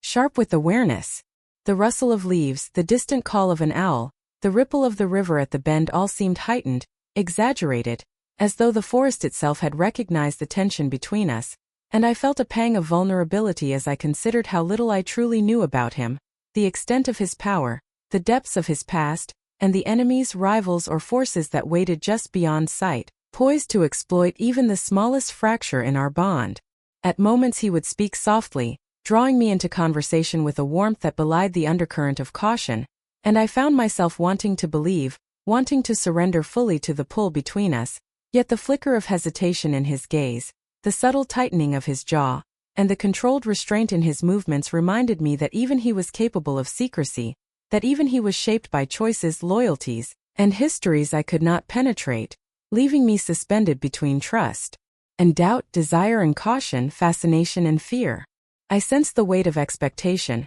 the pressure of destiny that had been whispered through bloodlines and prophecy, and I knew that our bond carried stakes beyond the ordinary, a tether woven through generations that demanded loyalty and courage, yet I could not ignore the flicker of instinctive wariness, a reminder that the magnetic pull that had brought us together was vulnerable to disruption, and that even a moment of dishonesty, of misdirection, could shatter the fragile equilibrium that had been built with effort, patience, and shared danger. The golden-eyed figure paused by the river's edge, water reflecting the pale light like fractured glass, and I felt the subtle vibration of tension radiating from him, a mixture of caution and protective instinct, and I understood that his vigilance was not merely for the dangers outside but for the delicate balance between us, for the trust that had become the axis on which our interactions now turned, and for the possibility that miscommunication or hidden truths could tip that balance into chaos. I tried to speak, to bridge the distance created by unspoken truths, yet the words faltered, hanging in the air like fragile glass, and I realized that even my own attempts to reach him were vulnerable to misinterpretation, that every gesture, every glance, every decision could be seen as betrayal or doubt, because the stakes of our connection had shifted from fascination to survival, from attraction to necessity, and every heartbeat carried the weight of consequence. Shadows seemed to stretch longer, dark corners of the forest flickering with movement that made my pulse quicken, and I felt the prickle of awareness that enemies or rivals might be near, forces sensitive to mistrust, attuned to hesitation, and I understood that the test of our bond was not merely emotional but practical,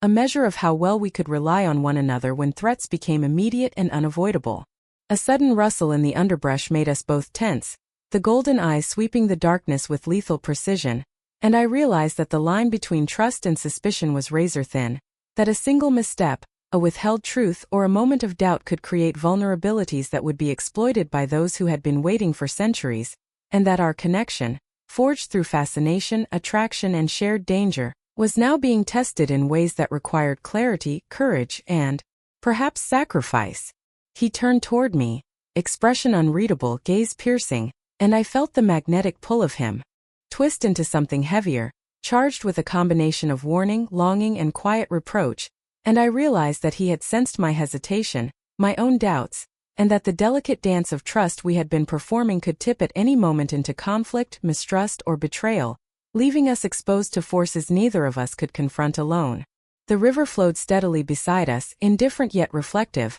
and I felt the pulse of destiny thrum through my veins, reminding me that our lives were no longer simple, that every choice, every glance, every unspoken word carried significance beyond comprehension, and that the bond that had begun as fascination and attraction now teetered on the edge of suspicion and doubt, ready to fracture at the first sign of weakness or deception. I reached out instinctively, fingers brushing his, seeking reassurance and connection, yet even that simple gesture carried risk, the possibility that trust could be misread, manipulated, or broken, and I felt the weight of every secret, every omission, every half-truth pressing into the space between us, an invisible barrier that magnified the tension, making every heartbeat a negotiation, every breath a test. The golden eyes softened briefly, yet the caution lingered like smoke over a fire, and I understood that even if we survived the threats that lurked beyond sight, even if we endured the dangers that had already begun to stir, the real test lay within, in our ability to trust one another fully when trust was most fragile,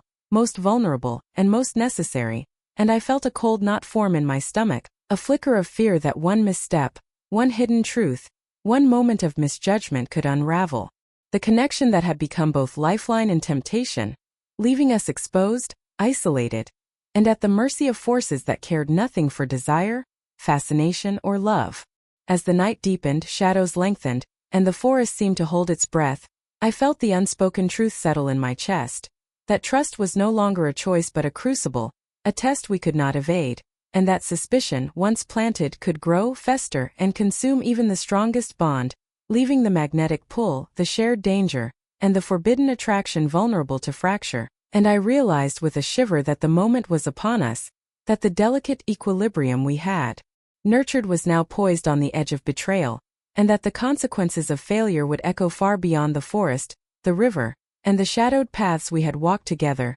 leaving me trembling with anticipation, fear, and the haunting knowledge that our bond, tested by trust and secrecy, might not survive the night. The forest no longer felt safe, the familiar trails twisted with menace, shadows stretching longer and darker as if they were reaching for me, and I realized with a jolt that the threats I had sensed in whispers, in rustles, and in fleeting glimpses were no longer subtle but bold, pressing forward into the world I had once believed was my own, and every step I took seemed to echo with the presence of enemies whose intent I could not yet fully measure, a calculated awareness that set my nerves alight and made my pulse hammer in my chest, as if the river of blood in my veins knew instinctively that danger had moved from possibility to certainty. The golden-eyed figure walked beside me, taut with restrained energy, his senses alert, every muscle coiled like a predator, yet even his presence, usually a shield, carried an edge of tension, and I sensed that the approaching threat was not something we could simply confront with strength or cunning, that the forces gathering were patient, intelligent, and ruthless, waiting for the precise moment when hesitation or trust would betray us, and I felt a cold fear settle in my chest as I recognized that our connection, the bond we had fought to nurture, was as much a target as I was. As we neared the edge of the clearing, a sudden noise split the night, subtle at first. A snapping twig, a whisper of movement, but it carried a weight that made every hair on my arms rise, and I instinctively stepped closer to him, feeling the magnetic pull that had been both my salvation and my danger since the river. Yet even that comfort was shadowed by the awareness that his focus was stretched outward, scanning the darkness, and I realized that we were being hunted, that every footstep, every breath, every flicker of movement in the shadows could conceal a threat that was calculating and patient, striking when the moment was right. The wind shifted suddenly, carrying scents that were alien, metallic, predatory, and I caught the faintest flicker of movement in the underbrush, glimpses of shapes that were neither human nor entirely corporeal, and I felt the sharp twinge of fear as my mind raced, trying to anticipate the nature of the enemies, the scope of their intent, and whether we could face them together, because the golden-eyed figure, despite his power and vigilance, was not omniscient, and the presence of danger that had been building in waves was now moving in deliberate strides toward us. I tried to draw a breath and steady my racing heart, to remind myself that we had faced peril before, yet the shift in the atmosphere was undeniable, a tension that pressed against every sense, and I felt the weight of responsibility crash down as I realized that my own proximity, my own blood, and the bond that tied me to him were exactly what the forces closing in sought to exploit, that our connection had marked us both as prey in a world that did not forgive weakness, hesitation, or vulnerability. A sudden rustle closer, faster, and a shadow detached itself from the darkness, moving with intent, and my heart leaped, my instincts screaming to run even as my body froze, caught between fear, attraction, and the magnetic pull that tied me to him, and I watched as the golden-eyed figure shifted, stance low and coiled, a silent warning and a promise of protection. Yet the danger moved with a precision and certainty that made my chest tighten, because it was clear that brute strength alone would not be enough, that cunning, knowledge, and careful calculation would determine the outcome of whatever confrontation was coming. My mind raced with possibilities, imagining the ways we could be cornered, the risks we could face, and the consequences for those I loved, and I felt a wave of nausea and adrenaline as the forest itself seemed to conspire with the threats, the shadows bending toward us, the wind carrying whispers of intent, the river reflecting fractured light that hinted at unseen eyes tracking our movement, and I understood with stark clarity that the sanctuary I had once imagined in the familiar paths of the forest was gone, that the ordinary world had been completely overtaken by forces that cared nothing for hesitation or human frailty. The golden-eyed figure gestured, subtle yet commanding, guiding me through the twisting paths, yet even with every step calculated, every move deliberate, I could feel the tightening circle around us, the unseen fingers of danger closing in, and the forest seemed to shrink, the shadows leaning forward as if they had been waiting, patient for centuries, for a moment exactly like this, for prey exactly like us to become vulnerable through trust, attraction, or simple human error. My chest ached, pulse roaring in my ears, every nerve alight with the awareness that a single misstep, a moment of distraction, or even the smallest misjudgment could spell disaster, and I glanced at him, golden eyes sharp, jaw set, muscles coiled, and felt both reassurance and terror, because even his presence, powerful and commanding, could not eliminate the reality that we were being hunted, targeted, and measured by forces that were relentless, precise, and merciless. The underbrush shifted again, a figure stepping into partial view, and I felt a chill run through me as the outline became clearer, a rival whose intent radiated through the dark, eyes like mirrors of malice and recognition, and I understood that the danger was not abstract, not distant but immediate, tangible and threatening not just to me but to the fragile balance we had built between us, the trust that had been forged through fascination, attraction, and shared peril now tested by the raw, calculating cruelty of those who had been waiting, watching, and planning. The golden-eyed figure moved, a silent signal for me to stay behind yet close, and I felt the pull of instinct clash with the magnetic attraction that had tethered me to him since the river, leaving me torn between fear, desire, and the knowledge that we were now outmatched in subtle ways, cornered not by force alone but by strategy, anticipation, and the weight of history that seemed to press on the shadows around us, making every sound, every movement, and every breath a potential sign of betrayal, discovery, or immediate danger. I realized with a sinking ache that the forest, the river, and even the paths I had once thought familiar were now arenas of suspense, tension, and imminent threat, that our bond, though magnetic and powerful, carried its own vulnerabilities, and that the golden-eyed figure and I, bound by fascination, trust, and desire, were now being drawn into a corner where instinct, courage, and knowledge alone would determine survival, and I felt the full force of vulnerability press against my chest as the shadows closed in, enemies revealed, and the magnetic tension between attraction, fear, and danger reached a crescendo that left me trembling, breathless, and acutely aware that the night would demand every ounce of courage, strategy, and trust we could muster, yet that even then the outcome remained uncertain, leaving me poised on the edge of fear, fascination, and inescapable suspense. The forest seemed to hold its breath as I stood close to him, the golden-eyed figure who had become the axis of my thoughts, my desires, and my fears, and every nerve in my body thrummed with a tension I could no longer deny, a magnetic pull that had been building since the river, since the first fleeting glimpses, since every whispered warning and shared moment that had woven our lives together in ways that defied understanding, and I felt it now as a physical weight pressing against my chest, a longing that stretched through my spine, quickened my heartbeat, and made the air between us shimmer with unspoken need, while the shadows of the forest seemed to bend around us, as if acknowledging the intensity that had flared to life in the space where attraction, danger, and destiny collided. His gaze, golden and fathomless, held mine with a depth that made me tremble, a mixture of warning and invitation that I could not resist even as every instinct screamed caution, and I felt my body respond to the nearness, the energy, the silent pull that had drawn me through sleepless nights, through dreams tangled with fascination, through every encounter that had carried the weight of something ancient, predestined, and forbidden, and I realized with a shiver that the attraction was no longer subtle or manageable but a force in itself, raw and insistent, pressing for acknowledgement, claiming attention, and bending every rational thought toward surrender.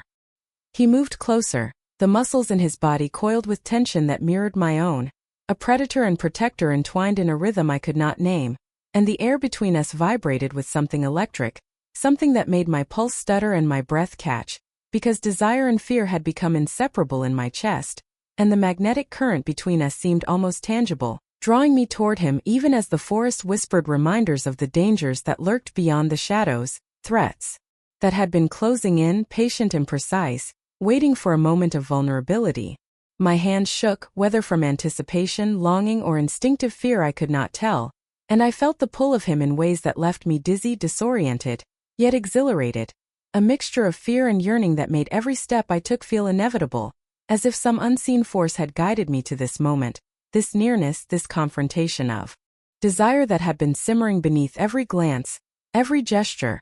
every shared secret since the first ripples of unease had drawn me into his orbit. The golden-eyed figure lowered his gaze to meet mine, voice low and steady but carrying a tremor that matched the tension in my own chest, and I heard words unspoken in the silence between us, promises, warnings, and confessions that passed without sound, a communion of senses and emotions that left me raw, exposed, and trembling with the intensity of what was stirring between us, while the forest seemed to close in, the shadows thickening, and the river murmuring as if to echo the rhythm of my racing pulse. I reached out instinctively, fingertips brushing against his hand, and the spark that ignited between us was immediate, a surge of electricity that shot through my veins, making every nerve alive, every thought fragmented, and every instinct shout both surrender and caution, because in that touch, in that near embrace, I felt the collision of desire, destiny, and danger, a magnetic force that demanded acknowledgement even as my mind whispered that the world beyond us had not ceased to exist, that enemies, rivals, and unseen forces were still waiting, calculating, watching, and ready to strike the moment we faltered. His lips hovered close, close enough to feel the heat, the inhale of breath, the tension that coiled between us like a living thing, and I felt my knees weaken, my chest tighten, my pulse racing with a combination of fear, longing, and recognition that this moment was impossible to resist, that surrender was no longer a choice but a necessity dictated by the magnetic energy that had drawn us together since the river, through every secret shared, every danger faced, every instinctive pull that had made me lean toward him even when reason demanded retreat. The world seemed to narrow, the forest fading into background noise, the river's murmur blending with the silent rhythm of our hearts, until it was only him and me, the golden eyes, the magnetic pull, and the overwhelming awareness of the forbidden intensity that had been growing with each passing encounter, and I leaned closer, drawn by instinct, by desire, by something that transcended words and logic, feeling the brush of his presence as an extension of the magnetic force that had held me in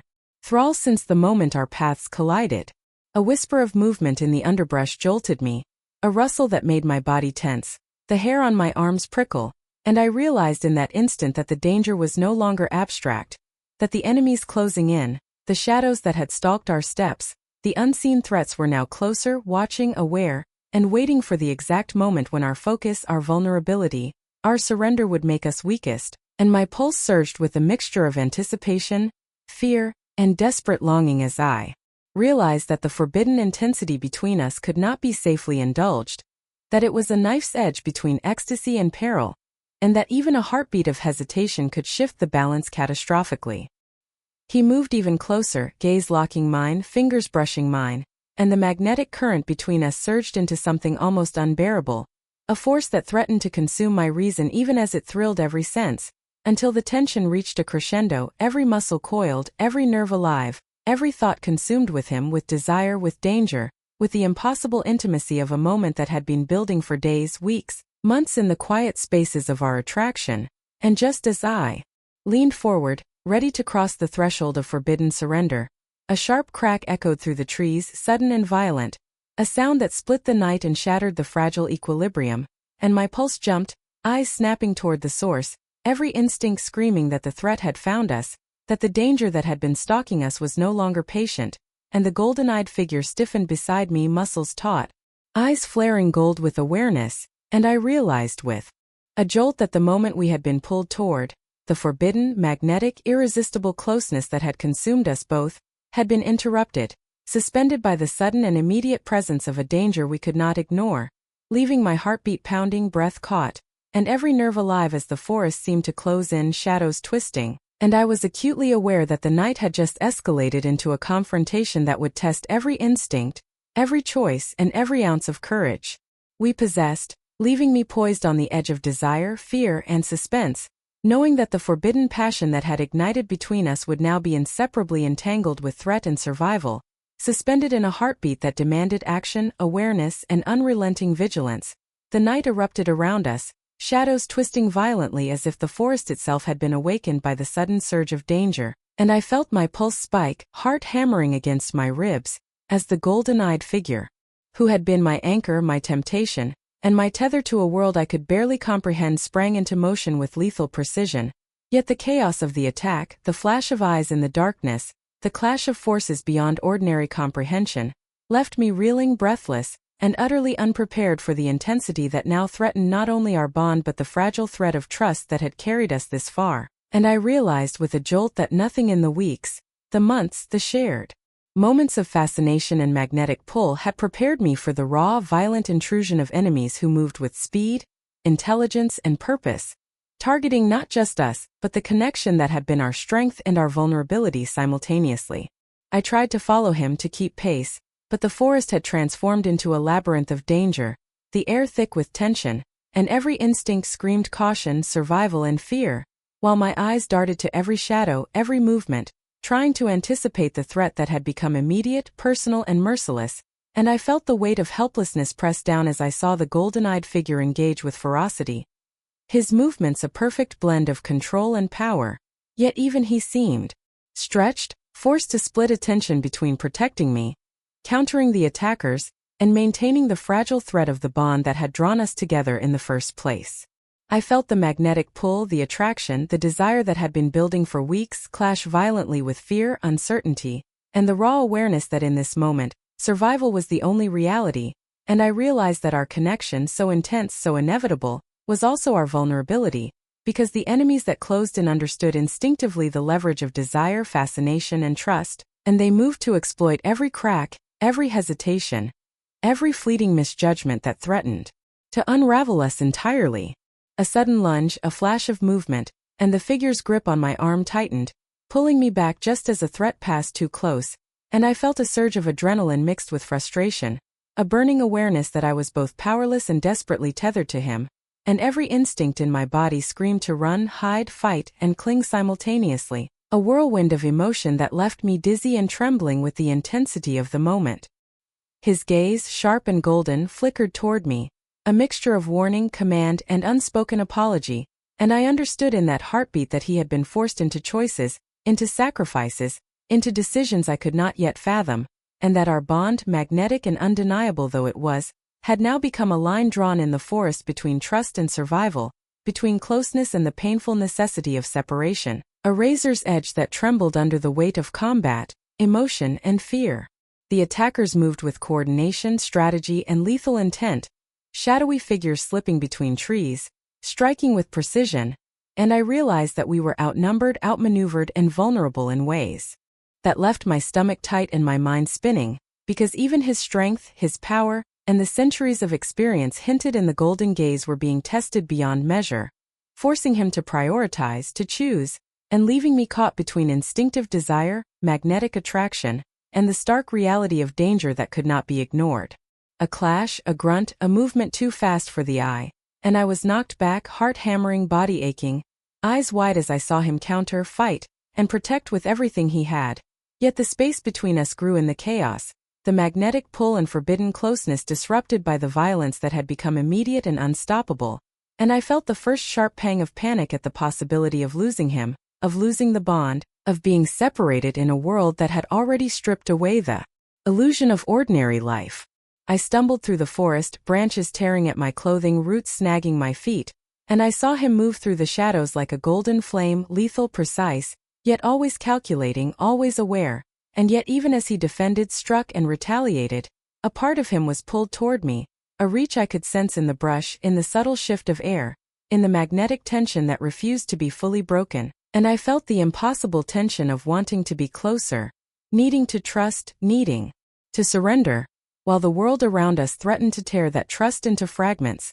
leaving every heartbeat a mixture of awe, fear, and despair. A sudden roar, a movement too close, and I felt the brush of danger sweep past, a reminder that proximity carried risk, and I froze as the realization struck with icy clarity that our closeness, the bond that had drawn me through fascination, attraction, and shared peril, could now cost us everything, and in that instant, the figure I had been drawn to with every fiber of my being was forced to make a choice I could not control, a choice that pulled him away from me with violent necessity, leaving me staggering, heartbreaking, eyes wide, and body trembling from the collision of desire, danger, and inevitability. The forest echoed with the chaos, with movement, with the clash of forces beyond ordinary comprehension, and I felt my stomach twist as I realized that the golden-eyed figure, who had been my anchor and temptation, was now being torn from me by circumstances beyond either of our control, that the magnetic pull between us, the forbidden intensity, the unspoken connection, was being strained to the breaking point, and I knew with a painful certainty that even if we survived, even if we endured, the night, the separation, the fracture, and the anguish would leave scars deeper than any wound inflicted by shadows or enemies. A final glance, golden eyes locking mine across the chaos, a flash of understanding, apology, and warning, and I felt my knees weaken as he was swept into a skirmish that carried him away from me, leaving the magnetic, irresistible tension suspended, hanging in the night like a blade poised over my chest, and I realized with a shudder that the forbidden bond, the attraction, and the shared danger that had defined our connection had reached its breaking point, leaving me trembling, heart aching, and acutely aware that the separation was not merely physical but emotional, spiritual, and inevitable, and that the night had irrevocably altered the course of both our lives, leaving me standing alone amidst shadows, danger, and the pulse of a bond torn too abruptly, yet still alive in every thrum of my racing heart. The forest felt hollow without him, the golden-eyed figure who had been the axis of my world now gone, torn away by forces I could barely comprehend, and I stumbled through the shadows, limbs heavy with exhaustion, heart pounding with a mix of fear, grief, and the ache of absence, each step echoing in the emptiness as though the very trees themselves mourned the loss. The familiar paths now twisted and strange, and every rustle, every whisper of wind seemed laden with threat, a reminder that the night had become a predator, stalking me through its labyrinth, and I realized with a cold clarity that I was alone, vulnerable, and entirely unprepared for the dangers that now pressed in from all sides. My mind raced with memories, with flashes of him, golden eyes sharp, body coiled, every movement a promise of protection and intensity, Yet now those images were fractured by panic and despair, leaving me suspended between longing, fear, and the desperate need to survive, and I felt the magnetic pull that had drawn me to him twist into anguish, a tether stretched across distance, threat, and uncertainty that left me trembling, raw, and instinctively aware that the bond we had nurtured was still alive, fragile, and dangerously influential in a world that had already proven its mercilessness. Branches clawed at my clothing, roots snagged my feet, and the uneven ground became a test of endurance, every misstep a potential disaster. Yet I pushed onward, driven by instinct, by memory, and by the faint spark of determination that refused to let me surrender entirely to the abyss, to the despair that threatened to swallow me. And even in the solitude, I felt the presence of unseen eyes, predators or watchers who had been emboldened by our separation, moving through the forest with patience, precision, and deadly intent, aware that fear could be manipulated, hesitation exploited, and survival compromised. I stumbled into a clearing, chest heaving, sweat stinging my eyes, and I realized that the night had transformed the familiar into alien territory, that every shadow, every ripple of movement, every whisper of the wind could conceal peril, and yet a part of me refused to give in, refusing to collapse beneath the weight of loss, danger, and uncertainty, because the magnetic pull that had bound me to him was not gone, only stretched, fraying yet still luminous, a thread to cling to in the dark, to guide my steps, and to remind me that surrender was not inevitable. The air shifted suddenly, carrying scents that made my stomach tighten, metallic, animalistic, yet faintly reminiscent of him, and I felt a surge of hope mingled with fear, a spark igniting in the cavern of despair that perhaps the bond had left a trace, a clue, a sign that survival, reunion, and the truth were not beyond reach, even in a world that had turned treacherous and cruel in an instant. My thoughts raced to the golden eyes, the moments of forbidden closeness, the magnetic pull that had been both temptation and salvation, and I understood that the memories themselves were weapons against despair, that remembering, holding on to the essence of him, could fortify me against fear, hesitation, and the creeping paralysis that threatened to consume me, and I pushed forward, muscles trembling, lungs burning, but determination flaring brighter with every step into the unknown. Shadows shifted in the periphery, dark forms moving silently among the trees, and I realized that I was not merely navigating the forest but navigating the fragile line between hope and hopelessness, between surrender to fear and the courage to act, and every instinct screamed caution while another part of me cried to reach out, to find, to reclaim the tether that had kept me anchored even as chaos had torn us apart. A flicker of movement caught my eye, subtle, deliberate, and my pulse leapt as I froze, every nerve alight, sensing both threat and possibility, a reminder that the forest, dangerous as it was, still carried the potential for revelation, for survival, and for the faint traces of guidance left by him, the golden-eyed figure whose presence lingered like a phantom, yet whose influence could still steer me through peril if I dared to trust the spark, the instinct, the thread of connection that refused to be extinguished even in the abyss. I pressed on, limbs aching, thoughts a storm of doubt and longing, yet clinging to every memory of his voice, his strength, his magnetic pull, and the faint echo of reassurance that had threaded through every encounter since the river, and I realized that even in the face of enemies, darkness, and my own fear, I could not abandon the pursuit, could not relinquish the bond, could not surrender the possibility that the truth, the reunion, and perhaps even salvation lay just beyond the next rise, the next shadow, the next step into the unknown. The wind shifted again, carrying with it a faint scent, unfamiliar yet familiar, subtle as a whisper against the skin, and I felt the spark of hope ignite fully, small but undeniable, as though the forest itself had conspired to leave me a message, a clue, a promise that all was not lost, that the magnetic pull, the forbidden bond, and the golden-eyed figure's presence were guiding me even from afar, and I understood with trembling clarity that I had a choice, to succumb entirely to the darkness, to despair, to fear, or to step forward, even when the path was uncertain, enemies lurked, and danger pressed on all sides, and I felt the surge of courage rise in my chest, a fragile yet potent flame that refused to be snuffed, leaving me poised at the edge of the abyss, heart hammering, eyes wide, limbs aching, and yet ready to move toward truth, toward survival, and toward the faint, cryptic spark that promised that this was not the end.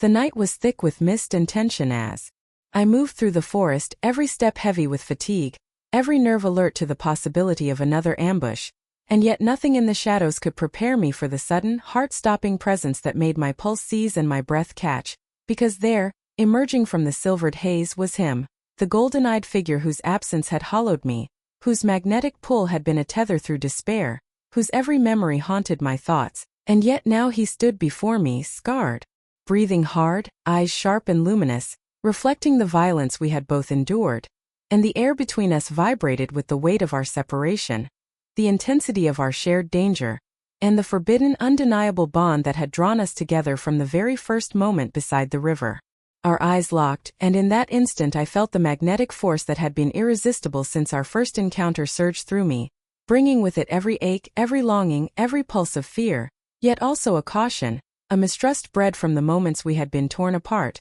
from the choices made in desperation and danger, and from the knowledge that even now the world outside the forest pressed close, hungry for weakness, for distraction, for fracture, yet still the pull between us defied logic, reason, and circumstance, coiling through my chest with an intensity that left me trembling and unable to speak as he took a careful step toward me, gaze wary yet drawn, and I knew in that heartbeat that our reunion, though fraught with tension, would not be denied. His golden eyes flicked over me, scanning for signs of change, of injury, of fear, and I caught the smallest shift in his expression, the flash of relief tempered by lingering doubt, and I realized that the forest, the night, and even the shadows between us carried the weight of unspoken truths, untold stories, and the silent acknowledgement that our bond, though tested to its limits, had never been broken, only strained, stretched by circumstance, and the violence and fear we had endured had left both of us scarred, wary, and more aware than ever of the fragility and the power of what we shared. I took a hesitant step forward, then another, and he mirrored me, the magnetic tension between us growing taut with every movement, every heartbeat, and yet there was caution, a careful wariness in the set of his shoulders, in the tilt of his head, in the golden glow that flared in his eyes as if measuring my intent and my sincerity, and I felt a pang of frustration, longing, and relief because the reunion, though unavoidable and overwhelming, was still an intricate dance of trust, desire, and fear, and neither of us could fully surrender until the threats lurking beyond the mist had been accounted for. The air seemed charged with energy, almost palpable, the forest listening, reacting to the proximity of our bodies, the intensity of our gazes, and I realized that every instinct screamed at me to reach out, to close the gap, to bridge the months of uncertainty, danger, and longing that had stretched between us. Yet the caution, the scars, and the unspoken doubts acted as invisible walls that kept our nearness from becoming intimacy, leaving the magnetic pull tantalizingly close but not complete, a tension that both exhilarated and tormented in equal measure. I heard him inhale sharply, the sound cutting through the mist, and I knew he felt the same, that the pull was mutual, undeniable, and fraught with peril, because to surrender entirely, even for a heartbeat, was to risk exposure, distraction, and vulnerability in a world that had proven it would exploit either weakness or hesitation, and yet the need to connect, to reconcile, to reclaim what had been tested and strained was stronger than the fear that pressed against my chest. Slowly, we circled one another, the forest floor crunching under careful steps,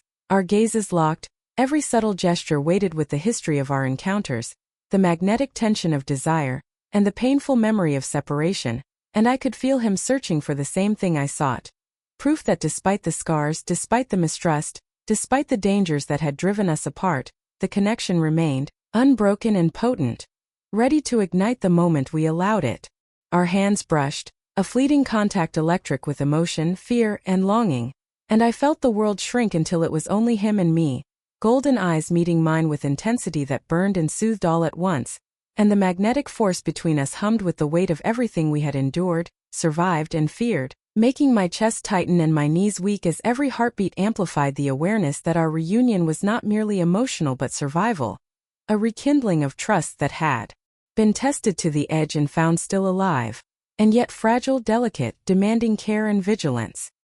He spoke then, voice low, almost a whisper but carrying through the thick mist like a command, a plea, and a vow all at once, and I felt the shiver of recognition, of understanding, of commitment that had been missing since the breaking point, because in his words there was the promise of protection, of shared struggle, and of an unspoken pact that bound us beyond the magnetic attraction, beyond the danger, and beyond the scars that marked our bodies and hearts. And I realized that the forest, The night and the shadows themselves seemed to lean closer, listening, acknowledging the moment as sacred, charged, and pivotal in ways I could not yet fully comprehend. We stopped, hands brushing again, eyes locked, breaths mingling with the mist, and I felt the intensity of everything, fear, longing, danger, love, coalescing into a singular, almost unbearable awareness that nothing could sever this bond, not distance, not enemies, not time, not doubt, and yet we both knew that surrendering completely required trust, courage, and commitment that had to be earned again,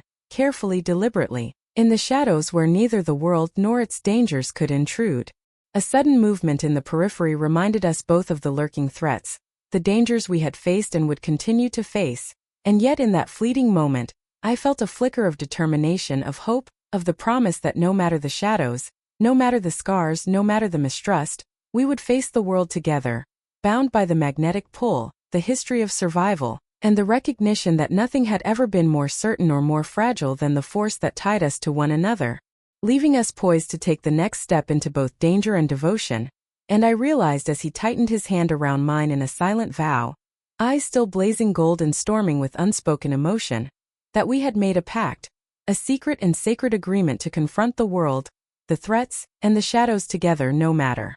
the cost, leaving the forest, the night, and every unseen eye, aware that our reunion had shifted everything, that our bond was alive, and that together we were stronger, magnetic, and unbreakable, poised on the edge of fear, hope, and undeniable connection. The forest was alive with tension, every shadow seeming to twitch and coil with intent, and I felt the pulse of the earth, the rustle of leaves, the distant echo of movement, all carrying the weight of inevitability, because the enemy we had been running from, avoiding, and preparing to confront had finally revealed itself in a form as calculated, dangerous, and relentless as I had feared. And the golden-eyed figure beside me, magnetic, scarred, and impossibly tense, mirrored every instinct I felt, muscles coiled, eyes glowing with alertness, and every movement of his body spoke of both readiness to protect and an awareness that the battle we faced now was unlike any before, because this foe was not merely a predator, not merely a threat, but a force determined to fracture everything we had built, everything we had endured, and everything we had come to embody in our bond. A rival whose presence demanded not only physical vigilance but emotional, psychological, and instinctive precision. I could feel the pull between us intensify in the face of the threat, magnetic and irresistible, a tether of emotion, desire, and unspoken vows that bound us together even as the world pressed in with ruthless efficiency. And I realized that in the moments before the hunt, the space between fear and exhilaration, between longing and dread, became a crucible in which every instinct would be tested, every trust measured, and every bond stretched to the limits of endurance, because the enemy, patient and cunning, had calculated the angle of attack, the timing of exposure, and the exact moment when our connection would be both our strength and our vulnerability. The wind shifted, carrying scents and sounds that set my pulse racing, metallic and raw, familiar yet alien, and I understood that the forest itself had become a theater of anticipation, every leaf, every shadow, every movement a signal, a warning, a preparation for what was coming, while I felt the golden-eyed figure's gaze on me, scanning for my readiness, my resolve, and my ability to meet the storm we were about to walk into, and I could sense the unspoken tension, the silent question of whether I could survive, whether we could survive, whether the bond that had been forged through fascination, attraction, and shared danger was strong enough to endure the ultimate test. We moved forward cautiously, each step deliberate, muscles taut, senses expanded to their maximum, feeling the pull of every instinct, the weight of every memory, and the magnetic current that bound us tighter in the face of uncertainty. Yet I knew with stark clarity that nothing could prepare us fully for what awaited, that even his strength, power, and centuries of awareness would be tested against an enemy whose cunning matched, perhaps exceeded, his own. And I felt the edge of fear press against my chest even as my resolve hardened into determination, because retreat was no longer an option, surrender was unthinkable, and the force of destiny, of bond, of love, demanded that we meet the storm head-on.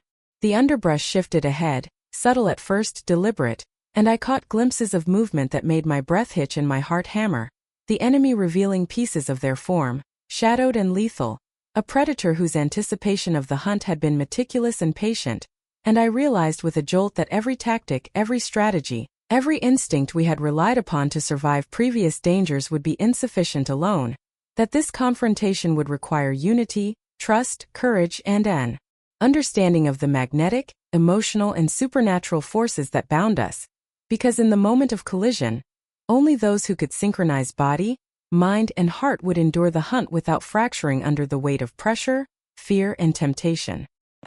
Felt the golden-eyed figure brush against my hand, a fleeting contact that anchored me even as the forest seemed to tighten, close, and shift in response to the rising threat, and the magnetic pull between us surged, a current of energy, determination, and unspoken promises that reinforced my courage even as adrenaline and fear tangled with desire, trust, and instinct, leaving every nerve alight with intensity, and every step charged with the knowledge that the enemy was aware of our bond, of our strengths, of our vulnerabilities, and would exploit every flicker of doubt, hesitation, or distraction. A low growl rolled through the shadows, vibrating through the ground, the trees, and the air, a signal that the hunt had officially begun, and I felt my chest tighten, my stomach coil, and my heart hammer as instinct screamed awareness, caution, and action, because the enemy was not content to wait, to stalk, to observe from distance, but was moving deliberately, predictably, yet lethally, and the forest, once a place of relative familiarity,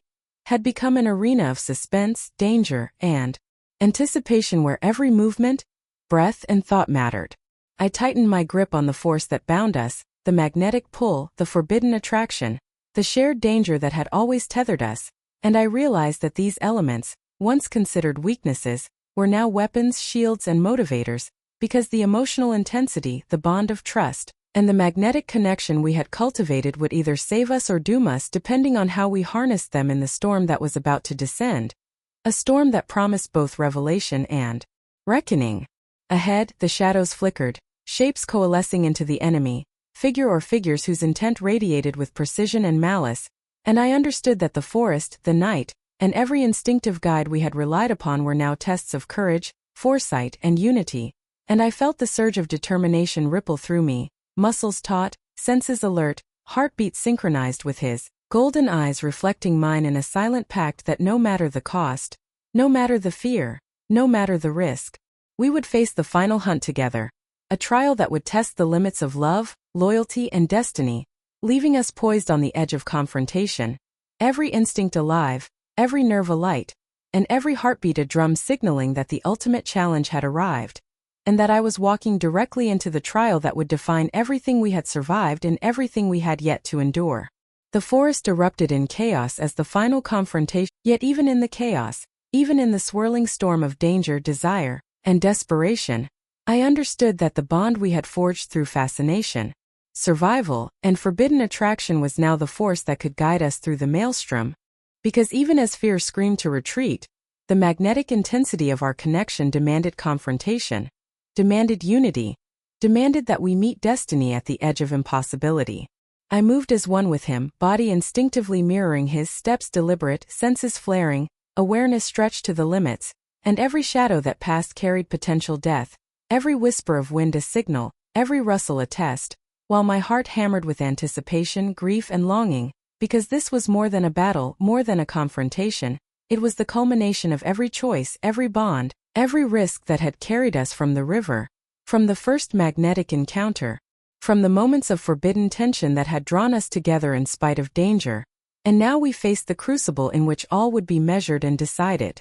A sudden lunge from the enemy forced me to react instinctively, twisting, dodging, and narrowly avoiding a strike that could have ended everything in an instant, and I realized with a shiver that instinct alone would not suffice, that the battlefield demanded clarity, courage, and decisive action, because hesitation here would not be forgiven, and the golden-eyed figure moved beside me with precision, his presence both shield and spear, yet even he could not anticipate every strike, every movement, every hidden trap, leaving us vulnerable in ways that forced choices I had never imagined I would make. The pull between us, magnetic and raw, surged with urgency, and I felt the intensity of every heartbeat, every breath, every instinct as if the forest itself had conspired to heighten the moment, to make every decision, every movement, every glance pivotal, and I realized that survival, victory, and the preservation of the bond depended not only on strength and courage but on the willingness to sacrifice, to risk, and to confront the deepest fears that had haunted me since the river, since the first glimpse, since every whispered warning that had drawn me closer to him and closer to the destiny that now demanded resolution. Shadows collided with us, movement fast and precise, and the golden-eyed figure countered with lethal grace. Every strike a blend of instinct, training, and supernatural precision, and I felt myself swept into the rhythm,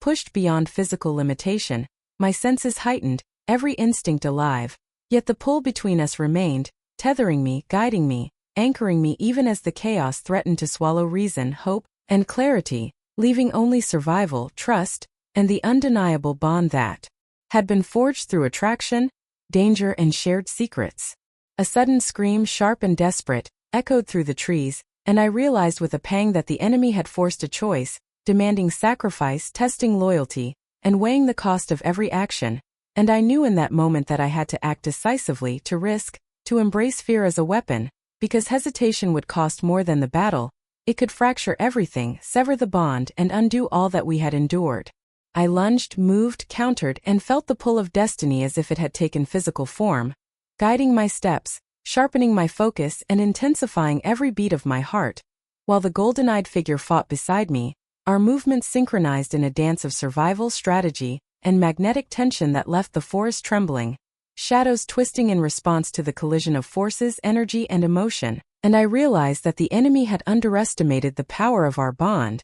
the intensity of our trust, and the depth of our commitment, because even as the battle raged, every instinct, every magnetic pull, every shared heartbeat was a weapon, a shield, a force that could not be measured by conventional means, and it surged through me with clarity, purpose, and terrifying exhilaration. A final strike, a desperate maneuver, and I felt the culmination of the hunt crash over us, bodies coiling, hearts pounding, instincts screaming, and I made a choice, painful, instinctive, and necessary, that shifted the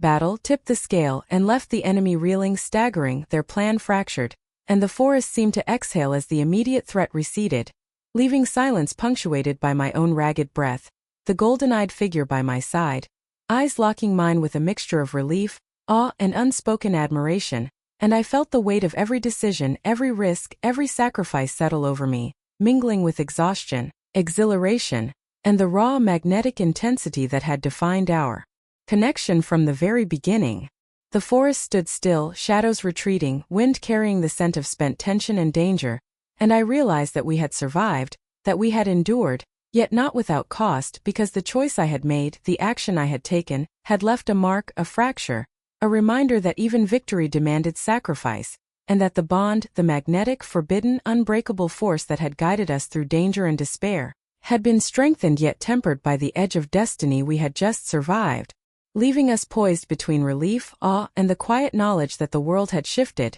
Our bond had survived the ultimate test, and we had emerged transformed, scarred, yet undeniably stronger, standing together on the precipice of what had been feared and what had been inevitable. The forest, once a chaotic theater of danger, battle, and fear, had settled into an almost surreal calm, the air thick with the scent of damp earth and lingering tension, and I walked through it with limbs aching, heart still pounding from the culmination of events that had tested everything I believed, everything I feared, and everything I dared to hope for, while beside me moved the golden-eyed figure whose presence had been both my anchor and my temptation, whose magnetic pull had guided me through peril, uncertainty, and forbidden longing. And as we moved together, step by cautious step, I realized that the bond we had forged through shared danger, instinctive trust, and unspoken desire had transformed into something far more profound, a force that no enemy, no fear, no shadow of doubt could sever, because the trials we had endured had tempered it into a connection both fragile and unbreakable,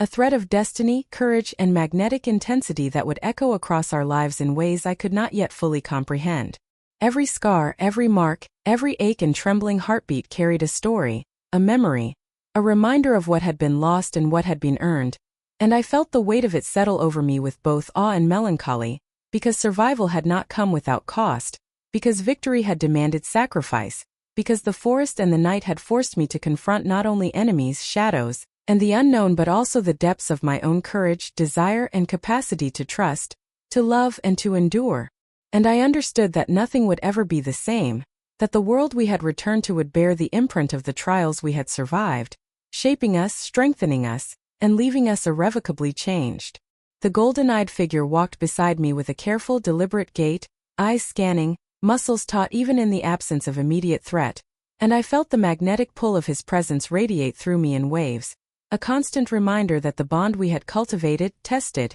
and survived had reached its final form, not as mere fascination or fleeting attraction, but as an enduring force tempered by trial, anchored in trust, and weighted with the history of danger, survival, and shared experience, a connection that transcended the ordinary, the natural and the mortal,